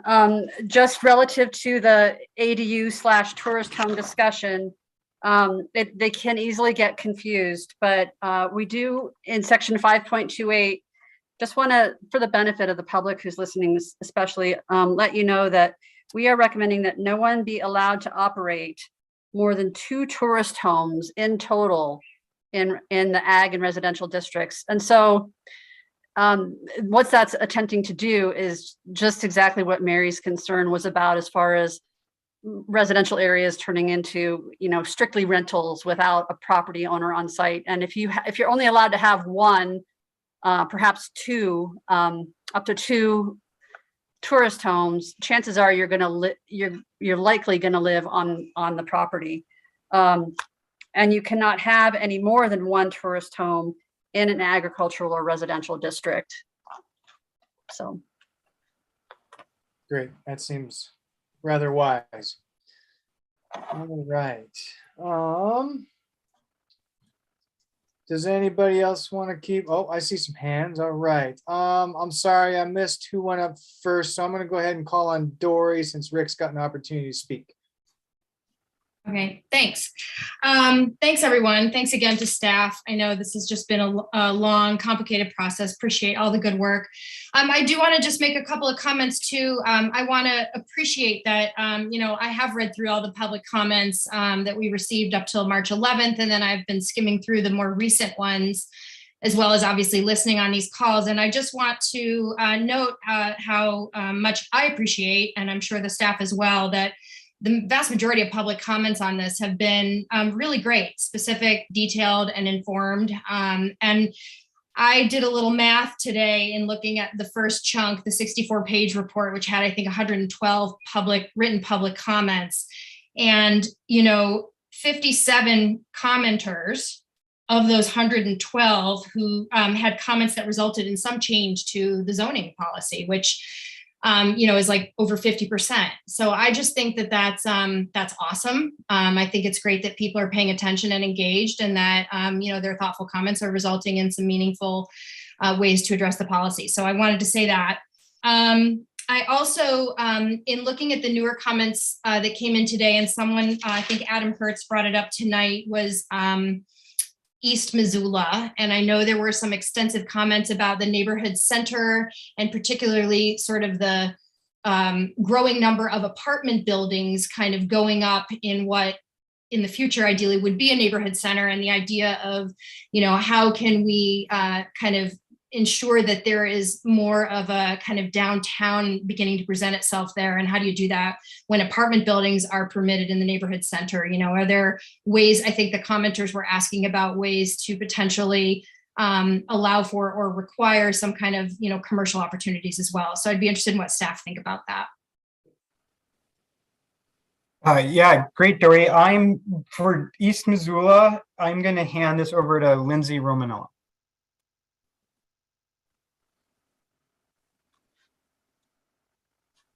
Can you guys hear me? Yes. Wonderful. Yeah, so the kind of the thoughts and the strategies with East Missoula, and we've chatted with folks about this a lot. One of the main challenges with creating these environments that are kind of a good mixed use kind of official, like neighborhood center, a good, feeling of you've got commercial, you've got sort of a lively neighborhood, is that you can't really require it. If you require commercial, more often than not, we've found that it makes a space, you end up with a lot of dead space, a lot of kind of commercial spaces that don't get filled by businesses. And then on the flip side, if you don't allow for commercial and the flexibility, then you don't end up with any at all. So, we're kind of trying to find a good balance in East Missoula. The strategy has been to, allow for commercial space in all of its various forms. But we also need to allow residential because to support those commercial spaces, we need people. We need a good density of people to, support businesses in that area. And so, this is one of these things where we're really, it's really going to take multiple tools to, create this neighborhood center. It's going to take work, kind of building out the pedestrian infrastructure, which is, kind of we're separating out into, a different initiative. It's going to take initiative by, landowners to, kind of commit to this.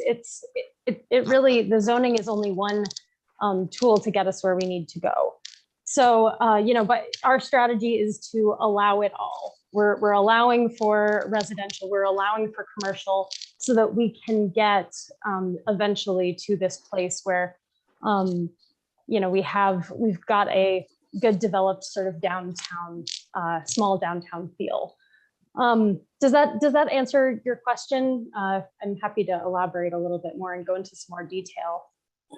Yeah, no, that's helpful, Lindsay, and it makes sense. And I know zoning is just one of the tools we have. And I guess I would just say to some of those folks that, the East Missoula Community Council is an important entity, as a neighborhood council is, in kind of advocating for what they want. And I know they were successful in limiting the addition of some storage units in East Missoula as well. So I would just, encourage them to continue to advocate for how they want to build that community. And yeah, and I just echo your thoughts about zoning just being kind of one of the tools. And so anyway, thank you. Yeah, no problem. Great, thanks, guys. I'm going to go to Rick and then Ellie after Rick. Well, I've already spoken once, so Ellie could go before me, but I just changed it and addressed the home occupancy part, that comment. And I was wondering if staff could talk about that one, because, home businesses are, very positive. They mean you don't commute into a business center, you don't add traffic to a road, you provide jobs where people live, or, generate local income. So is that something covenant related, or is it regulation related? In Sonia Wagner's case, we looked up her property and it's actually in the city of Missoula. And so we don't know for sure what is preventing Sonia from being able to pursue a home-based business. But what I'll do is, in terms of talking generally about home-based business, I'll hand it over to Jenny. Yeah, thanks, Drew. Rick, we 120% agree with you. We are trying to make home-based businesses accessible, available, every opportunity possible that will still fit within the character of a residential area. And just listening to, was it Sonia, I think? Yeah. I was thinking, gosh, why wouldn't this be allowed? And when we learned it was in the city, we really don't have an answer why, but it would be allowed in the county as a home occupation, as would any other kind of business that you can do it in your home and have one customer at a time on a somewhat limited basis. And we also made, basically kept the standards that we have right now for home occupation, which were rewritten in 2017, and just clarified a few things, such as cannabis cultivation and dispensaries would not be a home occupation. So we do have a short list of those things that would not be home occupation. But what we tell people is, if you can fit your business into your home in a way that it doesn't disrupt the residential character of the area, you can do it. Well, generally, if a home-based business doesn't increase traffic beyond what the residences would, Yeah, that can get a little tricky because people I mean, we really look at a variety of things, because even just one person coming for a piano lesson or something, some people say, well, that's more traffic than the residence generates. Well, yes, but, and so we look at allowing a customer at a time, whether that be a mom and a daughter or whatever, or a couple that comes for a massage or whatever. Then that fits a home occupation. But there is a line, obviously, at which point you are no longer a home occupation and you have to go into a commercial district. But massage therapist is not it for the county zoning. Thank you. Yeah, and unfortunately, Sonia is not on my list of attendees anymore. So ideally, she hears that. I do know that the city is, as far as cottage industries goes, can be very challenging. I know that from experience and neighbors. So Ellie, that brings it to you. Hey, thanks. I know there's been a lot of things going around in the last meeting, which I listened into later. But thanks again to the staff for all the work on this and continuing to answer our questions and continuing to dig in. Going back to what Dory's question was about with the neighborhood center designation in East Missoula, I saw within the comments, but it's escaping me at the moment, is this the same area that there's the kind of overlay, that's not the right term, but there's the set plan that has to be used? And do you guys have more information about whether or not that's going to be lifted with the rezone, or if it'll be continued? Yeah, it's called a plan variation. We refer to it as the Ole's plan variation in the office. And the plan variations prescribe very specific entitlements to a property. And the landowner the person that had the option for the property, I don't know if they own it or not technically, but they wanted to try to lift that and to come in under what it would be in the old code would end up just being a residential zone, the county's highest intensity residential zone, and then it would have been rezoned as as neighborhood center under the new code, and they were aware of that. They just, they wanted to try to beat the construction season, like be prepared to start construction this summer. So with that, they were not granted the revocation of their planned authority is what they were asking for, a revocation of their plan variation. They were not granted that revocation. And so they started to prepare their development plans based off of that plan variation, the 44 units. And so they have asked, and I believe it's probably in the list of comments somewhere, to keep the plan variation in place and not come under the new code. Now, there are a number of other plan variations throughout the county that we reached out to folks and that where it made sense to maybe for them to change to the new code, and we gave people that option through this process. And so they were one of those that kind of met that criteria. So they would like to keep the plan variation in place, but otherwise they would be zoned neighborhood center. Great, thank you. I saw it in the comments, but I just couldn't remember at this particular moment because there was something. You remembered correctly, yeah. Okay, thank you.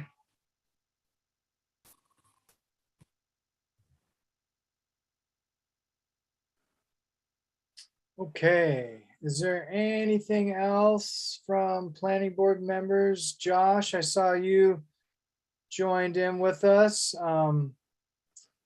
Welcome, glad to have you. Toon, go ahead. Yeah, so since we're talking about it, I just wanted to kind of close the loop on another comment that came through from the East Missoula Neighborhood Council. I don't know, Andrew, if you wanted to comment. So based on what you just said, we've kind of come full circle, which is developers asked for a revocation of their planned variance. They didn't get it. We approved it, but it was declined at the county commissioner level. In anticipation of this neighborhood center rezone, which was something that the council wanted or was in support of, but now the developer has asked to preserve the plan variation. So we're basically where we started. Is that a fair assessment? And if so, can you comment on the comments that the neighborhood council submitted recently? I'm going to have Lindsay comment on that. So you're right. I mean, we basically have come full circle. I'm going to have Lindsay comment on that. I read the comment, but I didn't quite understand it. But Lindsay talked to Lee Bridges on the neighborhood council. So I'm hoping she has a better understanding of what they're looking for. I actually, if you'd give me a second, I'd like to review. I've seen a lot of comments in the last week or so. And so kind of pulling specific ones to mind, I'd like to review it if that's all right with you. Absolutely. Take your time, Lindsay. Give me a few minutes. Thanks. Yeah, no problem. And maybe I'll just take this moment to double check my list here. And folks, double check me on this. But Leslie Tugman's comment kind of, in my opinion, fell in with Franz's. Looking for clarification on the ag rural residential 5. Does anybody have different notes from that? I just want to make sure that we get Leslie's question. Go ahead, Shane. Yeah, I took a couple of notes on that, and I guess maybe I'll just say what I heard, and somebody can correct me if I'm off. So Upper Miller Creek, I think it's proposed to be AGRR 5, and I believe she said the minimum lot size would be 10 acres. My understanding of the AGRR 5 would be minimum lot size of 5 acres. Is that correct, Andrew, Jenny? Yeah, they would need 10 acres. They would need double the lot size to do a duplex. But otherwise it's one home per 5 acres. Okay. Then she had a clarification about, and quite honestly, I didn't quite understand it, but you know, it was a question about, is it 10 acres or 10,000 square feet? So I guess maybe just to, give a synopsis of this, 5 acre minimum. If you want to do a duplex, you need 10 acres. There's nothing really in there about 10,000 square feet. Is that a fair assessment? Yeah, that's correct. If it does say 10,000, it's supposed to say 10,000 square feet is supposed to say 10 acres. So that could just be a copy edit issue. There's no, I'm looking at it. There's no edit or no mistake there. Thanks, Jenny. That's 10. Leslie also wanted to, she asked questions about how sewer and water extensions would work in the area. And the AGR 5, 10s, those, anything over basically half an acre requires an individual well and a septic. And those types of the appropriateness of the individual well, the septic is usually determined at the time of application for development of the property. There is some area that it's possible in the future. I don't know exactly where Leslie's place is, but if you get closer to where Miller Creek Road goes over the hill, there is sewer and water service in some of those areas, and it is possible that in the future some of those areas develop with city sewer and water. They would be annexed. And I can get back to Toon's question when you guys are ready. Okay, one second. I think Ellie had her hand up there first. Did you want to say something, Ellie? No, it got covered. Okay, great. Thanks. Okay. I think go ahead, Lindsay. Great. Yeah, so to specifically address the comments by the East Missoula Community Council. So their concern is, and it's a valid concern, that their area will turn into all apartments, nothing available for commercial space. And so, they just want to make sure that a couple things happen in the code. One is currently, as we're proposing the code, we're requiring that, kind of apartments and mixed use buildings have a first floor story that is higher or that is 14 feet or higher. This would allow for a potential conversion in the future from some residential space, if that's what it currently is, to eventually commercial. So one thing that she articulates here is that they want to make sure that that stays there and that they're in support of that. The next thing is that there's a little bit of concern about the height of the height restrictions in the area. I think that she's also wondering if we can change the height restriction in that district to 36 feet instead of 40 feet. And this would basically allow for, kind of 2, maybe 3-story buildings. And this is something that we have not thoroughly discussed. So yeah, and we received this comment a few days ago. We were not able to respond to this specific comment. But that's just kind of the summary of what she's talking about in here, and just the importance of this neighborhood center providing what they want in their community as that mixed use space. No, that's super helpful, Lindsay. So just again, I think this is a really important issue, so I wanted to make sure we cover all our bases here. So what's the recourse now in terms of this process? Sounds like there were some valid concerns and issues that could potentially affect the final zoning rezoning. Is that so? Is that true? And if so, like what happens next? Does staff go back and make a couple of other tweaks before this finally goes to the county commissioners? And then related, going back to square one, which is if the staff has already agreed to preserve the planned variance, then the Ole's exception remains, and therefore that large piece of undeveloped land will not ever be a neighborhood center. Yeah, it wouldn't have to develop under the proposed code. It would develop under the plan, the details of that plan variation. I just wanted to point out one thing that with Lindsay, what Lindsay said is, I think we're actually recommending the height in neighborhood center to be 45 feet. If we're requiring the first floor to be 14 feet, we need a little bit of extra room. So the current code says 40. If we're requiring it go to 14, then we need that little extra room up to 45 to accommodate that higher. In terms of the cost. Oh, also actually just a real quick correction. It sounds like they're not asking for the whole height of the district to be 36 feet. It sounds like that's, when they're talking about wanting to require our height plane. We've got height plane regulations where you have to stagger your floors to, kind of make visual space in the landscape, in the urban landscape. They're talking about requiring that at the second floor or after the second floor of any building. Again, we haven't totally discussed this, but just wanted to clarify there real quick. Sorry. So in terms of the process, what's going to happen is when the planning board makes their recommendation, staff will then bust our butt to incorporate all those changes into the draft and the zoning map. So we will release a new draft of the zoning code and a new map. Amendments, there'll be amendments.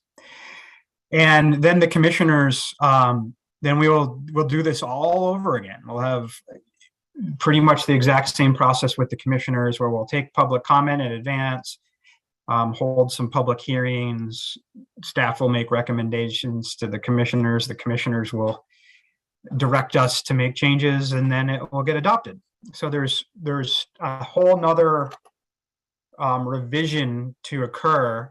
So once the commissioners are going to make changes too, right? So then there's a whole nother revision to occur still.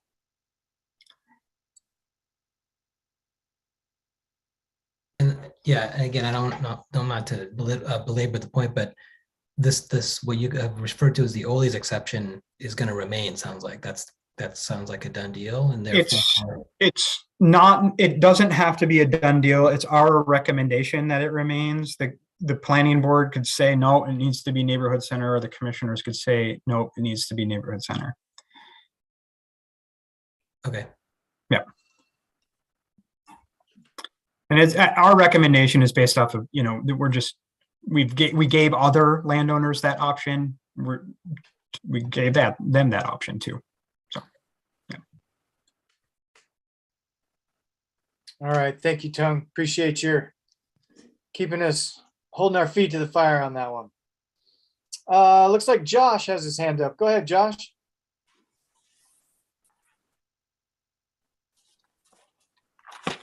Yeah, I had a question. Can everybody hear me? I'm on a different device, so I'm not quite, I'm stuck in a little airport cubicle thing. So we can hear you. Okay, great.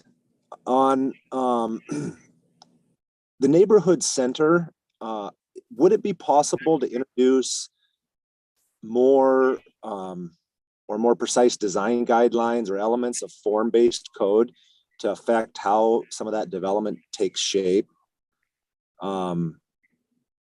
If we want to influence a little bit more or make sure that it has mixed use components and really becomes a gathering place for people in those communities. Just a thought, was that considered for, some of those areas, those zoning districts that maybe it is a little bit more crucial exactly how they come out of the ground and how they look and what form and shape they take. Yep.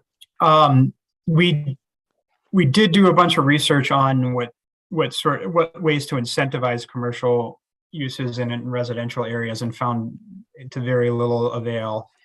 And our design standards for form, have some elements like the building height, transparency, it has articulation in the buildings, it has articulation on how entrances need to function, and that largely, but not entirely, do apply. Obviously, on a commercial or a residential building, you don't want to have a ton of transparency.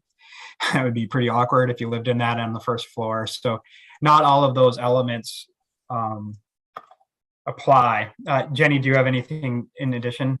There, in a neighborhood shop front situation or commercial setting in the neighborhood commercial district, there's a requirement for awnings or canopies, porches and stoops, or porches or stoops, I should say. And with the apartments or large multiplex buildings would require a forecourt, which is kind of a wrapping around of the building to create a courtyard area. So we really, I don't know, we could do some research to find out what other types of elements, but we felt like we added quite a few that aren't already required. So go ahead, Drew. Also, the build to zones. So in neighborhood center, the majority of your lot needs to be taken up at the front with a building. Parking needs to be on the side or in the rear. So we've incorporated quite a bit, but there could be other stuff that, I think the one thing that is present in something like a form-based code that we have, kind of specifically decided not to do here is address requirements for exactly how your, streetscape and what kind of, transects or what kind of roads you have to build in association with subdivision. While, we kind of rely a little bit more on public works to deal with that, because we don't feel like we have the capacity to address those kinds of issues. But that is one thing, that, we just don't feel like we have the expertise to be able to deal with and the staff time to be able to deal with. But that's one thing that is missing from this code that would be in a form-based code. Would we talk about density bonuses for preserving agriculture and other community improvements? What about density bonuses for good design, right? I can't think off the top of my head what that would be, or some commercial space, incentivize mixed use with density bonuses or courtyards or, seating and planting of trees. I'm trying to think, just elements of good mixed use development that maybe could be incentivized and would be in the public good, just like preserving ag land could be in the neighborhood center context. We really looked into that, and the first challenge was in the neighborhood center designation. We don't have caps on the number of homes per acre, so a density bonus wouldn't work. We're relying more on building scale to limit density and lot configurations to limit density, but not a cap. We did look into other options and to incentivize commercial uses and ground floor mixed uses, and it just the reality is, the tough reality is most places, most communities have overbuilt commercial. And so there aren't a lot of examples of jurisdictions trying to incentivize it. What Lindsay found was that the best incentives are tax-based, and we don't have the authority to use tax-based incentives as a county in Montana. So what you would do is you would reduce people's property taxes if they included, commercial. So our hands are pretty tied. We certainly, we've spent some time and effort creating the East Missoula corridor vision and plan, to aggressively pursue, federal grants to try to build out the East Missoula, that Highway 200 corridor would become, the design would be the most, one of the most walkable roads and bikeable roads in the entire urban area, besides the Swift-Duquesne area. It would be on that sort of a level, separated. It is, different spaces for each individual user. And I think that can have a lot of effect on how development occurs around it. So, we definitely have really tried to think of ways to help East Missoula achieve their vision in the zoning code. It's going to require a lot more work outside of zoning as well to help them achieve that. Thank you. Great. Nice job, everybody. Good questions by all. Does anybody else have any other discussion points? I see Rick's got a hand up. Oh, wait, no. Yes. Yeah. Rick, go ahead. It's not really a discussion point. It's more like the mechanics of it, which Tugman referred to. So for instance, let's look at the lot that in the West Log Yard, were it to remain the same. It's on the current map that we're being asked to adopt as heavy industrial. And is that something just I can suggest, or do we have to vote on it as a board? I'm just relaying what the neighbors think, but that doesn't give me any more right than anybody else. So could you address that? I'll take that one, Sean, if that's okay. How I think, if you're ready to start making motions, what I would recommend doing is starting with the motion to accept the recommendations by staff per that memo and that we sent on Wednesday. And then so you make that motion and then second it, and then start making specific motions that would be in contrast to that. So staff recommended the 60-foot buffer, but what you're putting on the table is perhaps leaving the zoning in the current configuration. So then you would make the motion to leave the zoning in the current configuration. And then you guys would, someone is second, and then you would vote on it, and then you would move on to the next thing.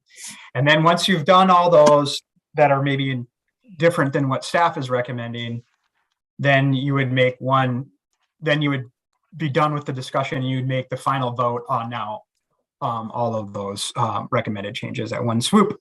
And then you've made your recommended motions on all the changes, and then you could make your final motion, which I have prepared in the PowerPoint, on the code and the map. As amended. As amended. Does that make sense to you, Rick? So we don't have to wait for the map to come back to us in another session?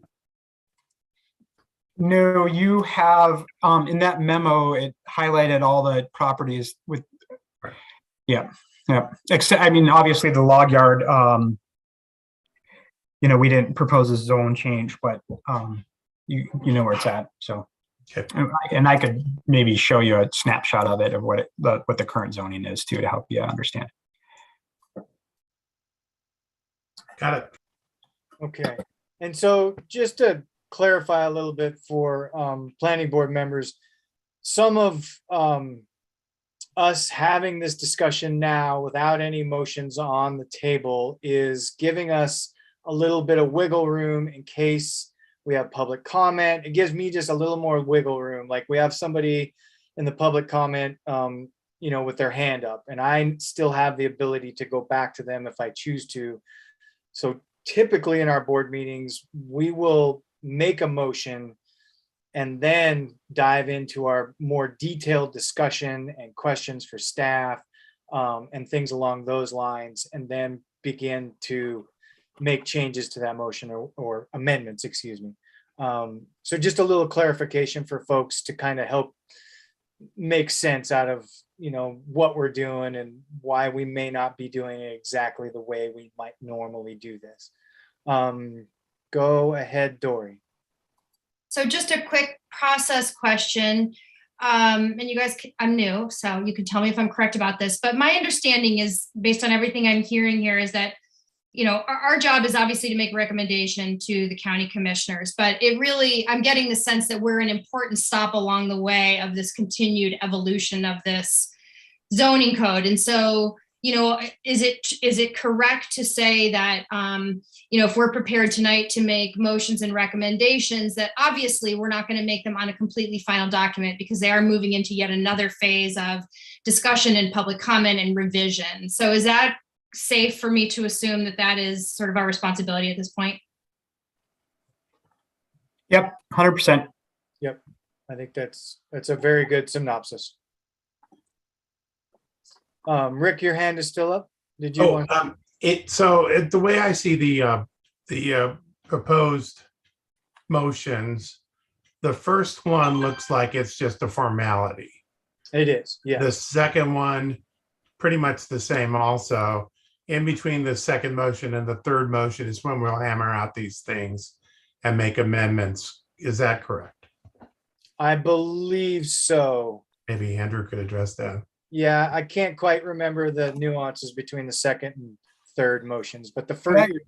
Yeah. What I recommend doing is you make a motion to accept all of the changes recommended by staff. Then you would second that motion, and then you have discussion, right?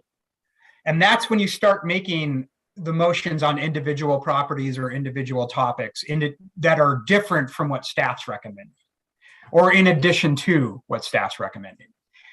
And then once you've gone through all of that and you don't have any more to make, then you vote on the original motion. I think Rick is. Sorry. Oh, and then you have your final motions, which is to recommend approval as amended. But I think Rick is asking, do they need to make the motion on the growth policy first? And I think the answer is yes. Yeah, I would definitely recommend that. Yeah. Sorry. And I'm happy that Sean's in charge of this. Good job, Sean. You're welcome. And don't be fooled. Sometimes I'm struggling just as much as you guys are. Okay, so with that, I think what I'd like to do is go ahead and give this individual who's had their hand up, and I believe it's Mary Donnelly, or at least we'll check in with Mary and give her one last opportunity to speak, and then I'm going to call for motions. So if folks want to look over those motions, they're in the memo. I want to say that, right? I don't have my notes in front of me. Yeah, it's a March 1st memo, I believe. Yeah, and they might also be on the They're also on the agenda. So I'm going to go ahead and see if this person wants to make a comment. And then once we're wrapped up with that, I will close for good public comment here. So And then maybe call for a break before we do the motions. absolutely happily to call for a break. Hold on, you're about to lose me. I didn't realize my computer's about to die. That would not make things go fast. Okay. All right. So I believe it's Mary Donnelly, number ending in 152. Go ahead and unmute yourself if you want to talk. We'll give you one last opportunity to speak. And if not, then I'll just ask you to lower your hand.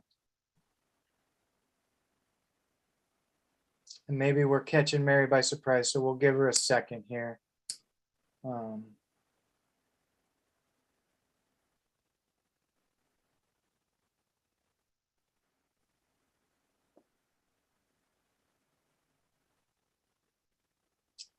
Mary Donnelly, if you're listening and your hand is up, would you like to make a comment or maybe a clarification? Seems like I saw your hand go up about the time we were discussing your comment. And it's *6 to raise or lower your hand, I hope.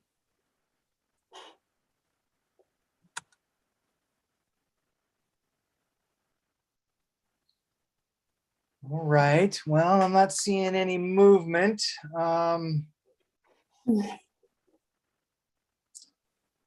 Let's see here. All right, why don't we do this? We will take, is 10 minutes good for everybody? Is 10-minute break sufficient? Okay, I'm seeing nods of heads from most. Oh, I saw the hand go down. All righty, okay, great. Thank you, Mary, appreciate that.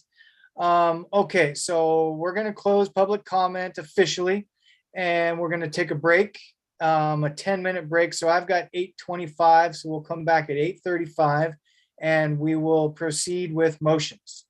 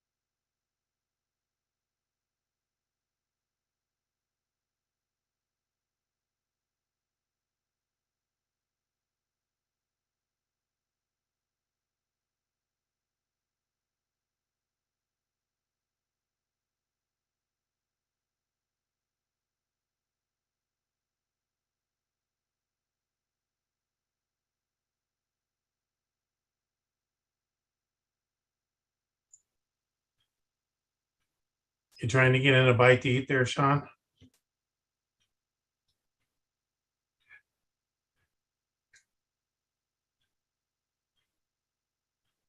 You're muted.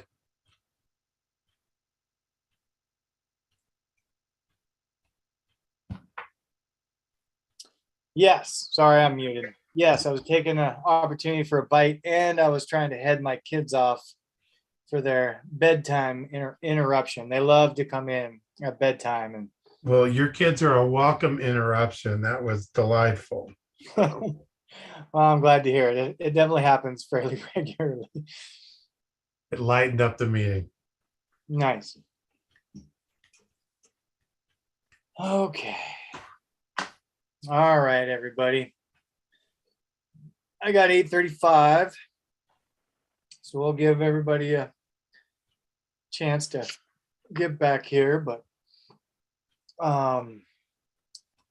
if anybody feels like making a motion, the first one should be, like we said earlier, should be really straightforward. This is just a motion based on the state legislature's changes to, can't remember what it was that they changed. It was something about population density, and the growth policies got to reflect that. You want me to do like a 10-second overview of what it is? Sure, go ahead. Yeah, it's pretty simple. So in 2000, we adopted the land use element in 2019. In 2021, the state legislature adopted a new rule that says in order to adopt zoning in portions of counties, you have to zoning that has minimum lot sizes, you need to include a description in your growth policy of the projected population densities and recommended lot sizes. And our growth policy didn't explicitly do those things. It did sort of in a roundabout way. So what we did was we just included a table to make it explicit. So no content change, just added that. So we're consistent with state statute in that. Absolutely.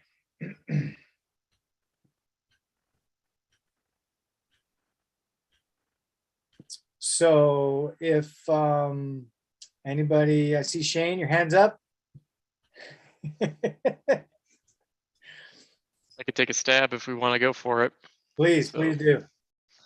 I have a PowerPoint that with the motion, I forgot about it. Do you want me to bring it back up so you can read it? Yeah, that'd be great. Thanks, Okay. Andrew. Yeah.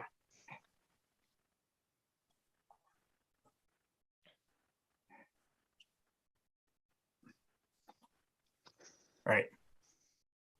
There you go.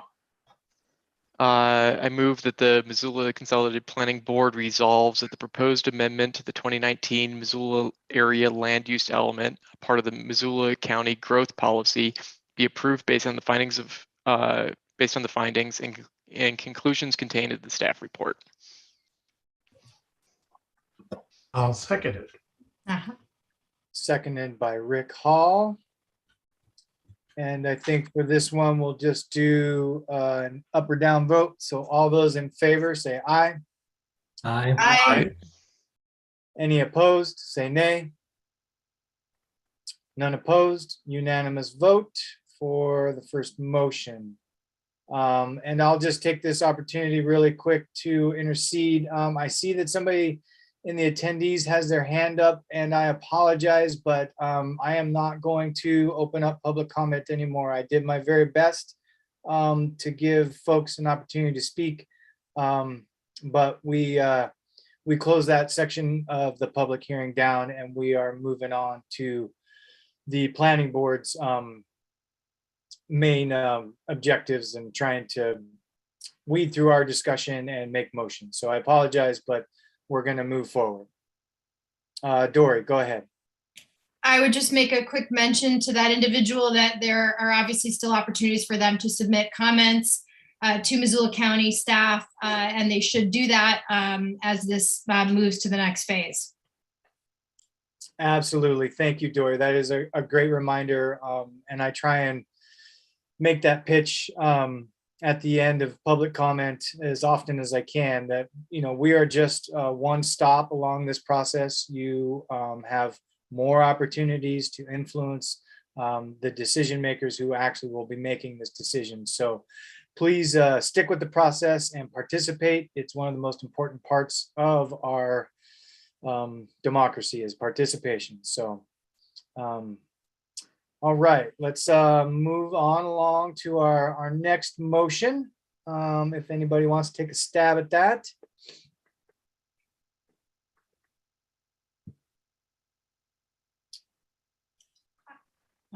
I can do it. It's Dory. Or Shane, you can second me. Okay. All right. So I think I've got it here in front of me on the March 1st agenda thing. So I would like to make a motion that the proposed Missoula County zoning code update as amended be approved as a zoning regulation for a portion of Missoula County to implement the 2019 Missoula area land use element and the 2016 Missoula County Growth Policy based on the findings of fact and conclusions contained in the staff report. Is there a second? I'll second it. Seconded by Rick Hall, I believe. Is that correct, Rick? Okay. Okay, is there any discussion that wants to happen, or go ahead, Andrew? So at this point, so you've made the motion to approve the draft, but we've got all these recommended changes.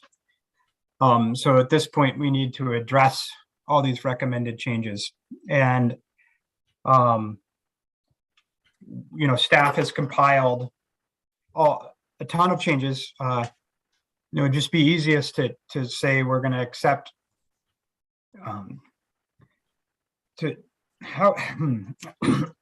so we have to make subsequent motions, essentially, right? So a subsequent motion to accept staff's recommendations, and then before you vote on that, then you have to make subsequent motions to change anything that that you don't agree, staff recommend one thing and you wanted to recommend a different thing, or if you wanted to make any recommendations in addition to that, you would have to do all that. So step one would probably be to make a subsequent motion to accept staff's recommended changes.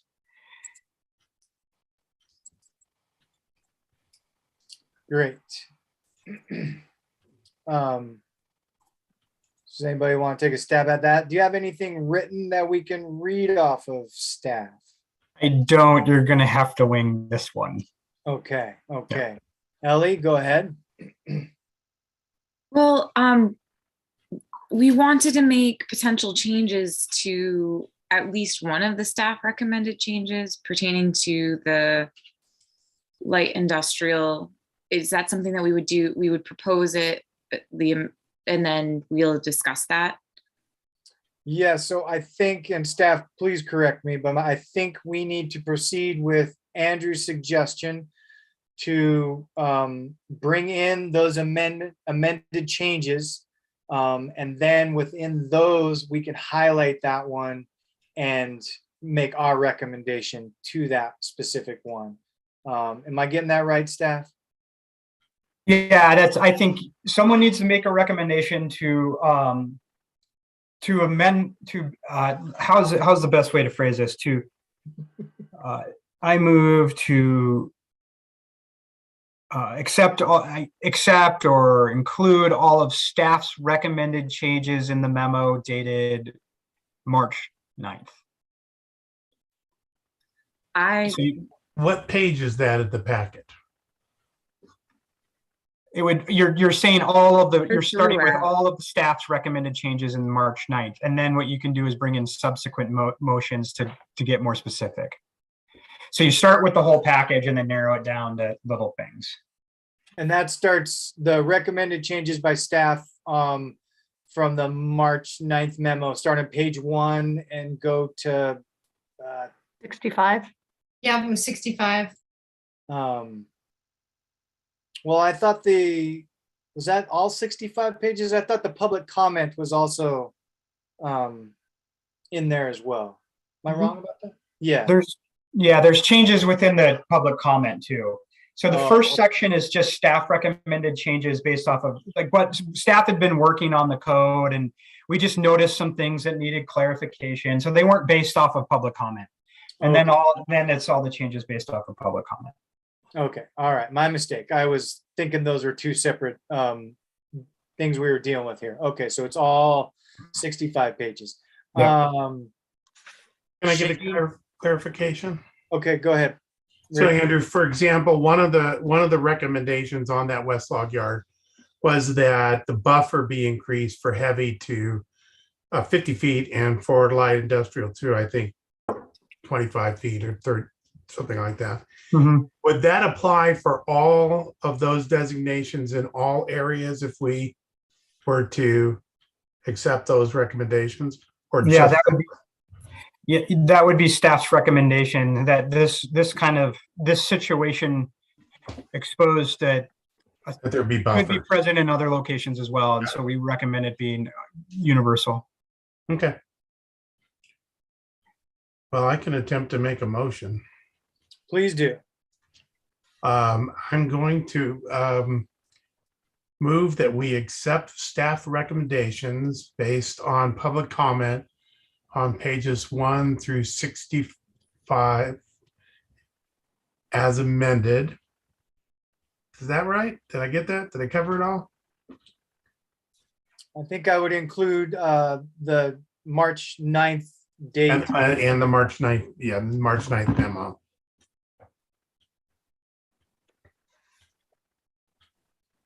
I'll second.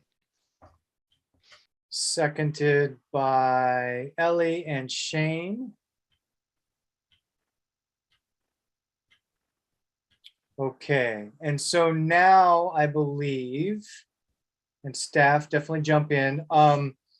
We have our motions made so that we can begin looking. If anybody's identified anything within that memo, the 65 pages that you feel needs to be changed or discussed or addressed in some way, now is the time to go ahead and flush that out and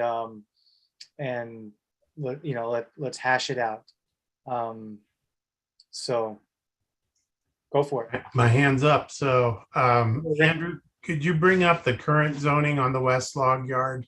Yep, you bet. I've got it ready.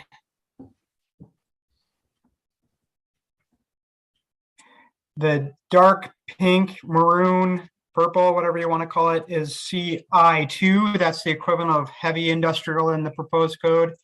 And that lighter pink, CI1, is the equivalent to light industrial in the new code.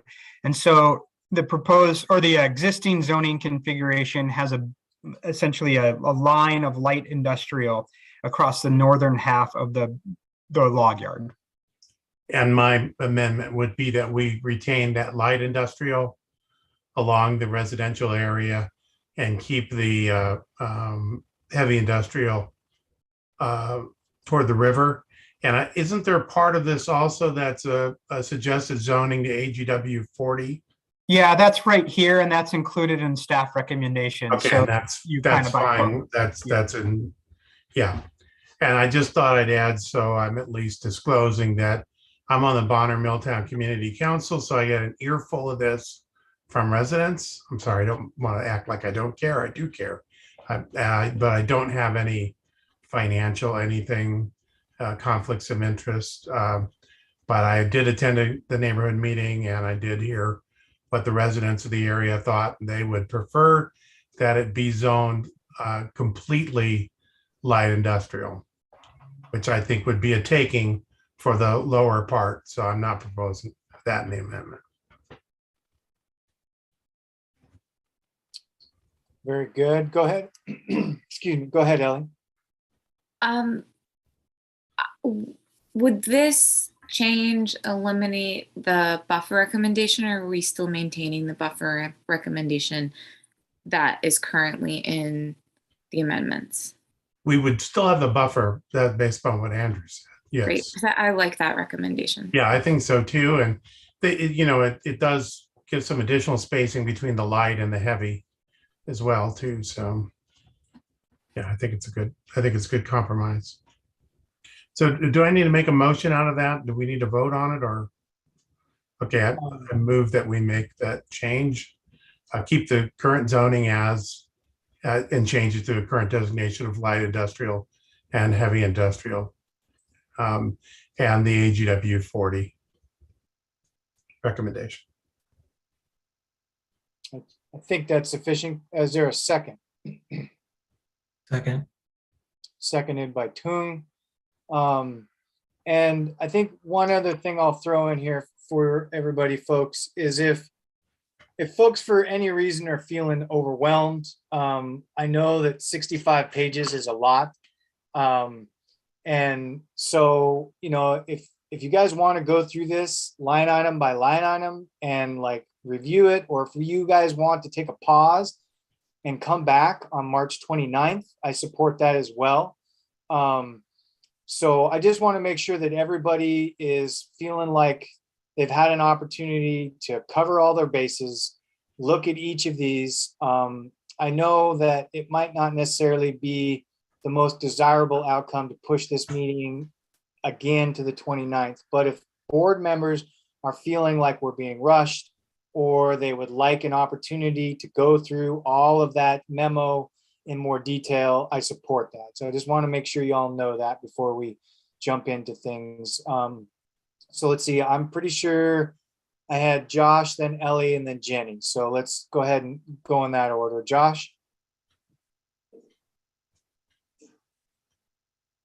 I just wanted to clarify the date of the memo. That's when I'm looking at a memo dated March 11th, not March 9th. So I just wanted to make sure I'm looking at the right one. You're correct. It's March 11th. I'm sorry, I misspoke. I was thinking when we when we started writing it. It's March 11th was when it was dated. Okay. Yeah. Great. So, do I need to revise my motion then, or?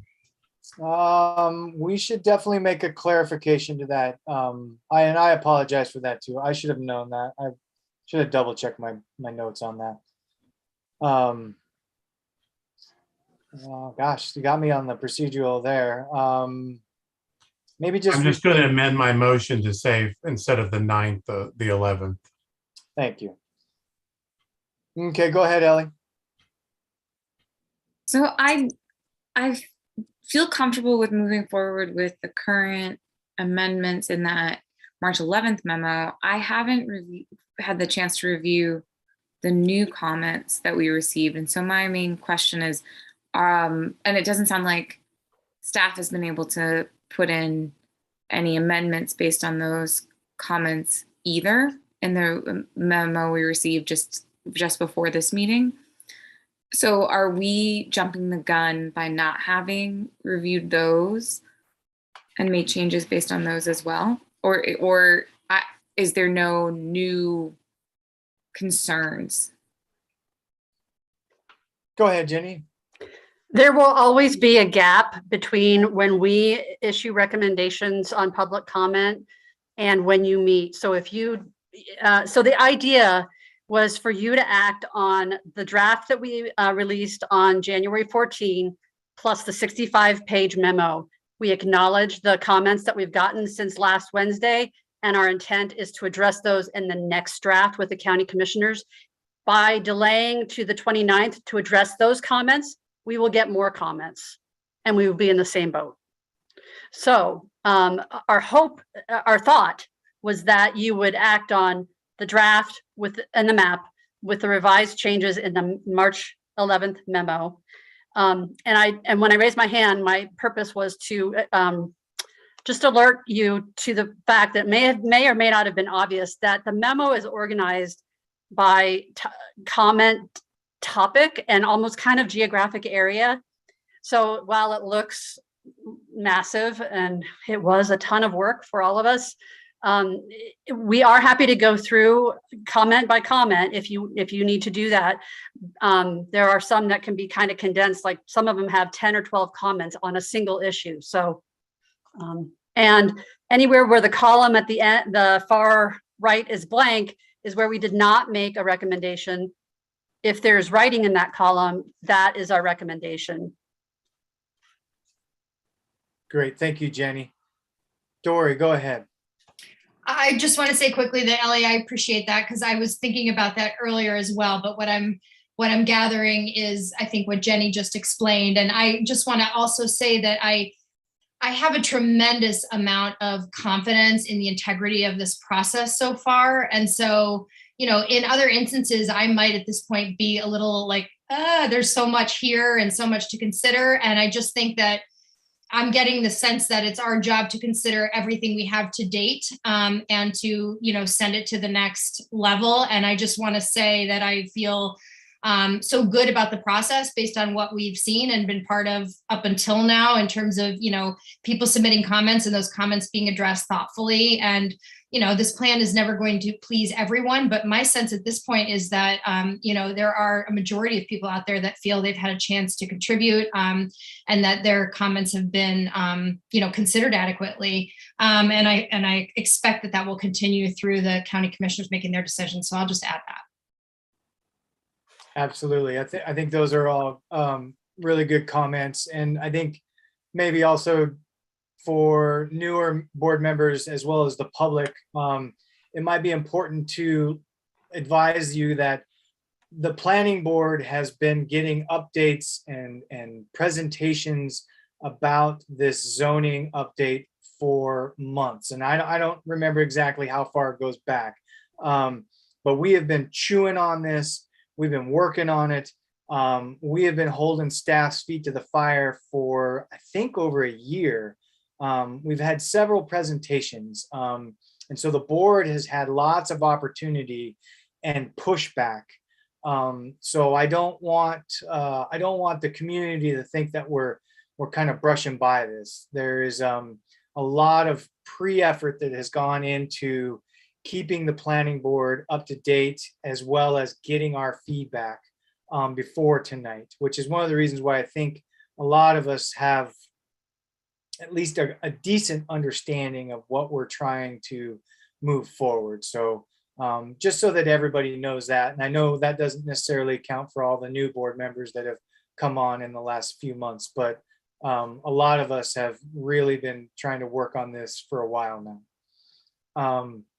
Are there any other questions, comments about our proposed motions? Or is there any other? Josh, go ahead. Yeah, I had one question. Was there a change of zoning of some of those agricultural, the ranch properties that were zoned, I think, neighborhood residential, that were adjacent to infrastructure, city infrastructure, water? The Line Ranch on the south side of town. So we've been working with the Lines right now. They are, they have the code now. They have a pretty good understanding. We did recommend changes to the definitions of agriculture based off of their comments, and they're considering their options right now. So they're going to come back to the county commissioners at this point and suggest preferred zoning for their property. And as long as it's not more intense than the land use map recommends, staff would be able to support that. Okay. I know it sounds counterintuitive to keeping land and agriculture higher entitlements, right? But I think in many cases, it puts another bullet in the gun of the agricultural landowner to keep it in agriculture, having it with higher entitlements. And we walk through, one example was the conservation value, right? Another is just if you want to go down to the bank and get a loan on it. And so having it with less entitlements, you can always upzone it, right? That almost then puts that benefit to the developer, right? Because they buy unentitled or lower entitled land, upzone it, and realize that increase in value. So it's just a comment from mine. I want to make that public, that I think sometimes it's counterintuitive to say, hey, higher entitlements. Well, that puts agricultural land at risk. I don't think that's always the case. I think it maybe gives agricultural operators some more flexibility in how they can continue in the agricultural business. But just so everyone's clear, in the staff memo, we've recognized the interest to change the zoning on the property. However, the landowner has not. We're giving the landowner the flexibility to take their time and look at their options. And so, by accepting staff's recommendation, we're recognizing that we're okay with changing it, but we're not making the change until we hear from them. So the zoning in the next draft would remain residential until they act. So the commissioners would make the final change there. Yeah. Okay, thanks. Yeah, and just I'm trying to bring it up off the top of my head, Josh. That's laid out in the memo. I remember seeing it today and looking at the Line Ranch folks, and there was the Chris Line and a couple of them commented. So that's in there. If I know you're in an airport, so when you get an opportunity, you can maybe find it.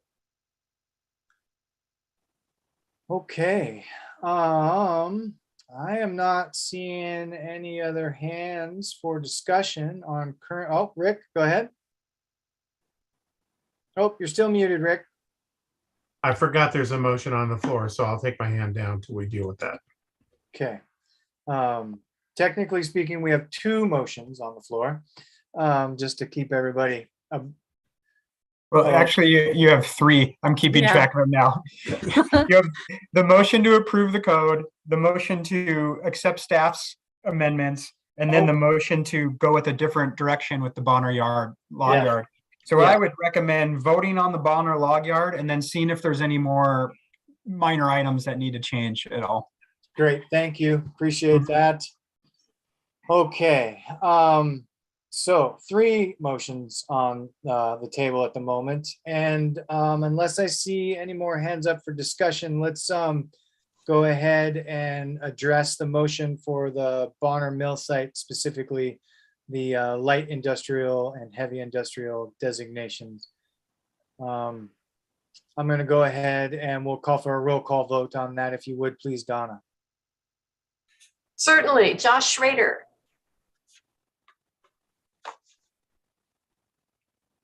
Aye. Josh Schrader votes yes. Ellie Costello. Yes. Ellie Costello votes yes. Tun Pham. Yes. Tun Pham votes yes. Dory Galels. Yes. Dory Galels votes yes. Rick Hall. Yes. Rick Hall votes yes. Shane Morrissey. Yes. Shane Morrissey votes yes. Sean McCoy. Aye. Sean McCoy votes yes. Motion carries. Thank you. Thank you, Donna. And so that brings us, okay, go ahead, Rick. Another ticky-tacky motion from me, so sorry. No, don't apologize. It's regarding the 5-foot suggestion of separation between a parking spot and a mobile home. That's one of the staff recommendations.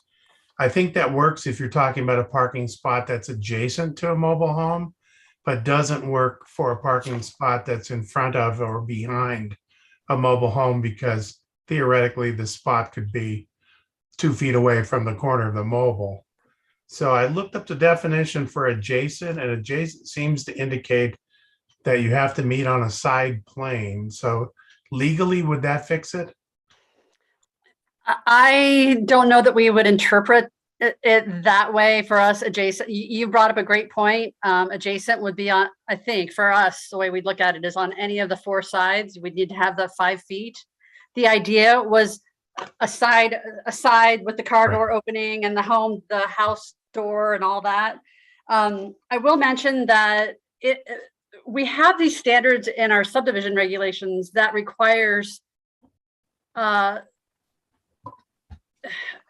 like essentially a carport or a garage to be 10 feet away. And we were kind of looking at these situations where, what if there's no garage or carport? We would still want to keep them a certain distance from the home, and 5 feet seemed reasonable. But if you, if you're concerned about that on either end, allowing them to have shorter, then yeah, go ahead and make that motion. Okay. And can I mean, and being devil's advocate for newer mobile home parks, older ones are already, allowed. For newer, that may be a good design standard for newer mobile home parks. I don't know, but I'm not sure if it reaches the density levels that you want in mobile home parks. So just.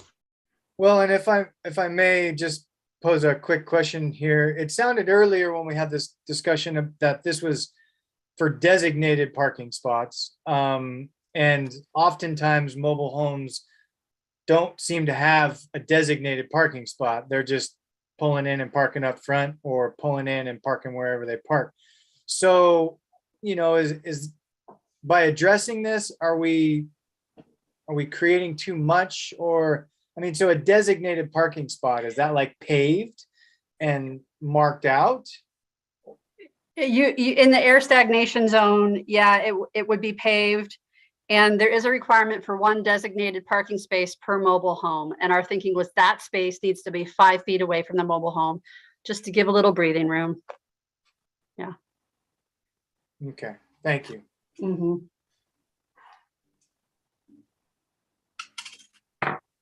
I'm good, Rick. If you still feel, You know what, I'm going to withdraw it. I think it'll work. I get what the goal is. It's just that, that's not always the practice, but it doesn't mean it shouldn't be the standard. So I'm good with that. okay, all right. Well, thank you. Thank you for being amenable. Okay, so I'm not seeing any other hands up. So that would bring us to the second motion on the table, which is to approve staff's amendments. Is everybody ready to vote on that? I'm not seeing any negatives. Okay, so do we need a reminder of this motion? Is everybody good and clear on where we're at? So are they staff's motions, staff's amendments as amended? Yes. Okay. Yes. Thank you. Okay, so I'm gonna go ahead and call for another roll call vote for the second motion to staff's amended recommendations amended. You. Shane Morrissey. Yes. Shane Morrissey votes yes. Rick Hall. In favor. Rick Hall votes yes. Dory Galels. Yes. Dory Galels votes yes. Toon Pham. Yes. Toon Pham votes yes. Ellie Costello. Yes. Ellie Costello votes yes. Josh Schrader. Yes. Josh Schrader votes yes. Sean McCoy. Aye. Sean McCoy votes yes. Motion carries. All right, and then that just brings us to our next, our last current motion, which was the first one read out, to accept the zoning code update as amended and improved. And we'll just do up and down vote on this one. So all those in favor of the motion, say aye. Aye. Aye. Aye. All those opposed, say nay. None opposed, motion carries unanimously. So do we still have the third motion on the map to vote on? Yes. So we Someone have- has to make it, I believe. Yes, yep. So we have one more motion. I'm bringing it up right now. Great, thank you, Andrew. Are you seeing it? We are seeing the map, but not the motion. Oh, I got the wrong screen up. Stand by. I have the motion. I can make it if you want. Give me one. If you give me 1 second, I'll get it up. So everyone can see it. All right, there we go. You should see it now. No? Nope. Not yet. What the heck? All right, try this again. There we go. There we go. All right. So it's the second one down there, Rick. Second one down. Okay, I'm going to make a motion that the proposed amendments to the Missoula County zoning map implementing the 2019 Missoula area land use element and the 2016 Missoula County growth policy shown in Exhibit 4 be approved as amended based on public comments and comments and the board and the findings of facts and conclusions contained in the staff report. Do I have a second? Second. Seconded by Ellie. Is there any discussion or conditions, amendments to the amendment? Anybody have So I any? would recommend again doing the staff memo. Because technically you haven't amended the exhibit 4 yet. So do the motion on the staff memo, vote on that. If you have any additional stuff, just like last time, staff memo, any additional stuff, then votes. Great, thank you.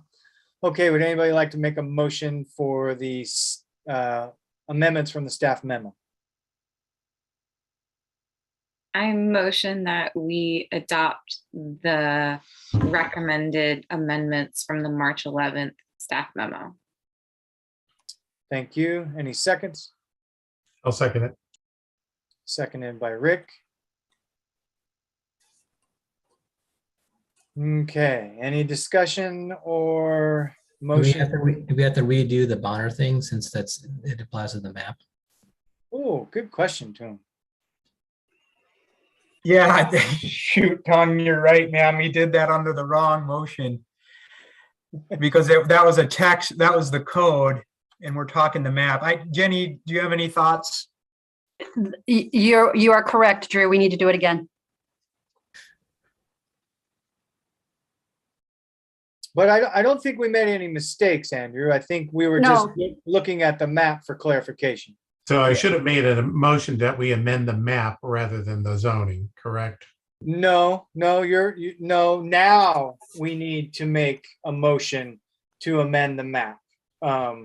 So everything we did the first time, I'm almost positive, was correct. It's fine. Yes. I mean, it wasn't, and I had forgotten we're doing a map motion.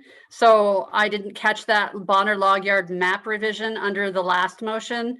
But I think it's fine that it's there, but to be technically like no loopholes, just do it over again under this motion. It's the same motion to keep light industrial along the residential development that is to the north instead of all heavy industrial. Okay, you want me to do that one again? Okay, I'm going to move that we keep the existing zoning to the West Bonner log yard with light industrial and heavy industrial toward the river, and amend the map accordingly. Very good. Is there a second? I'll second. Ellie, I heard Ellie. Maybe Tung in there too. No, it's all Ellie. Okay, so we were back up to 3 motions on the floor. Is there any discussion or other amendments or motions that folks would like to make as far as the map is concerned? Not seeing any hands come up. I will call for a vote on the 3rd motion for the Bonner Mill light industrial area to the north and the heavy industrial up against the river on the map, zoning map. And we'll just do an up and down vote. So all those in favor say aye. Aye. Aye. Aye. All those opposed say nay. None opposed. Motion carries unanimously. And that brings us to the second motion made within these motions, which is the motion to approve staff's recommended amendments in the March 11th memo. We'll do an up and down vote again. All those in favor say aye. Aye. Aye. Aye. All those opposed say nay. None opposed. Motion carries unanimously. And for our final motion of the night was the first motion read out by Rick and adopting the proposed amendments to the Missoula County zoning map. Do a up and down vote again. All those in favor of the motion say aye. Aye. Aye. Aye. Any opposed, say nay. And motion carries unanimously again. Very good. And I think that brings us to a close on the public hearing portion of tonight's meeting. Yay. Good job, everybody. And Sean, we just might want to throw in the end here that these are recommendations, not rulings.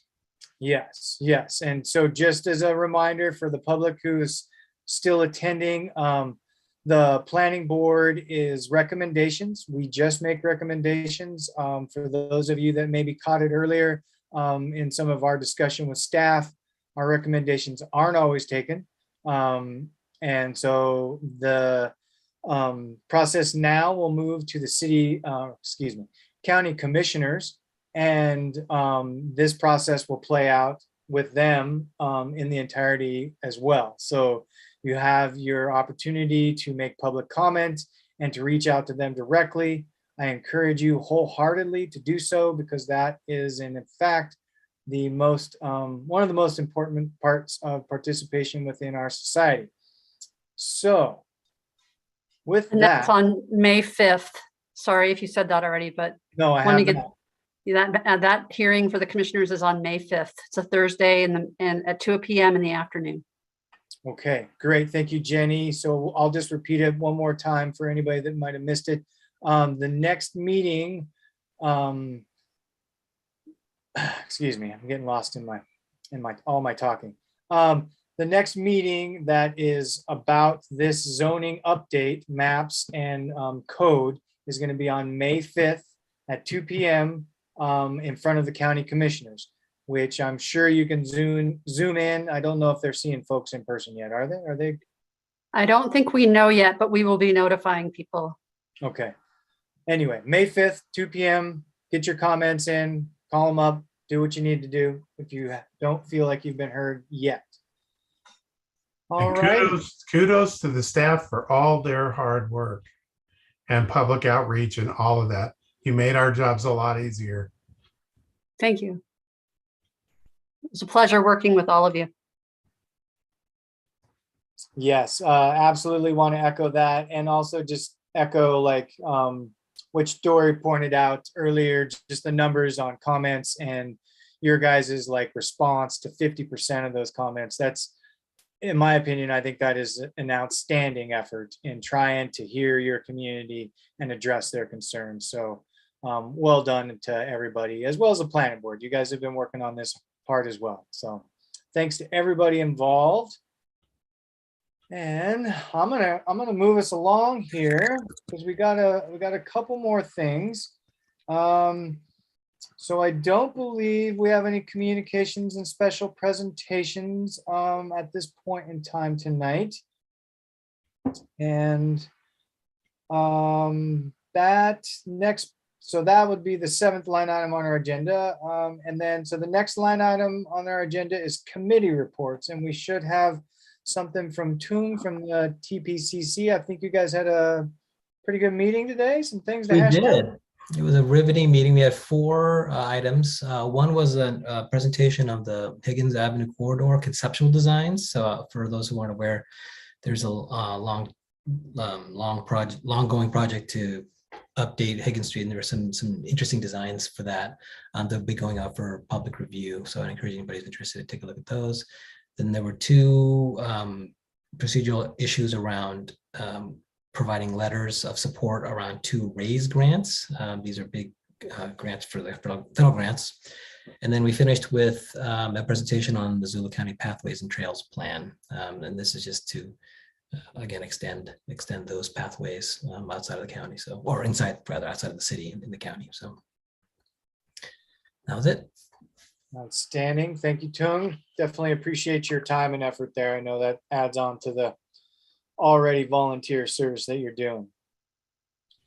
Okay, so the next agenda item is old business. And I think we didn't get a chance to talk to Josh, but I think since Josh is traveling, we were going to go ahead and just wait on discussing the Highway 93 updates and his drafting of that letter. Ellie, I see your hand up. Go ahead. Yeah, I just wanted to make a comment about that River Road subdivision that we moved forward last month. And I do think that we made the right decision for that particular proposal. But I did encounter personally this last week a property that was a couple of acres that was in the Frenchtown irrigation district, but no longer had access to the ditch to be able to use the water that it has rights to. And just wanted to add to the record that I do think that that's a really interesting predicament and one that we placed on that River Road property, and something that I would consider with more depth. I think those properties are going to be much smaller than like a couple of acres. That would be clearly they are. But I just wanted to add that note that it is a piece that personally I didn't consider quite as deeply as I've had the opportunity to. So I'll be thinking about that for future subdivision proposals as well. Outstanding. Thank you. Yes. Yeah, it's an important one. And I'm gonna hold us to old business. I'm happy to carry this discussion on in comments from planning board members. So if Rick, if your comment's not old business, let's move through our agenda, and when we get down there, we can. It kind of is. I just wanted to tell Ellie that the ditch writer that's in charge of that ditch is going to oppose it with the county, with the city. I mean, so. Which piece, that River Road piece? Yes. Okay. He feels it encroaches on the ditch. It already passed. The city passed it. Oh, didn't it? Yeah. Guess it didn't work. I hadn't been able to keep up with it. Okay, so following old business brings us to new business and referrals, which to the best of my knowledge, we don't have any. Does anybody have any new business or referrals? Nope. And then next is comments from planning board members. Does anybody have any general comments for tonight? All right, not seeing any hands up. Oh, go ahead, Ellie. Just thank you, Sean. You did a lot of running these meetings and I appreciate it.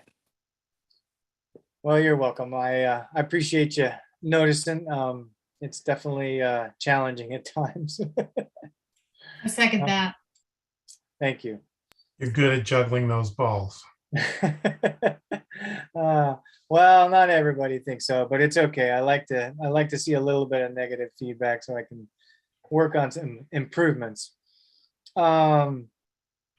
Okay. I think that's it. Does anybody else have any comments? All right.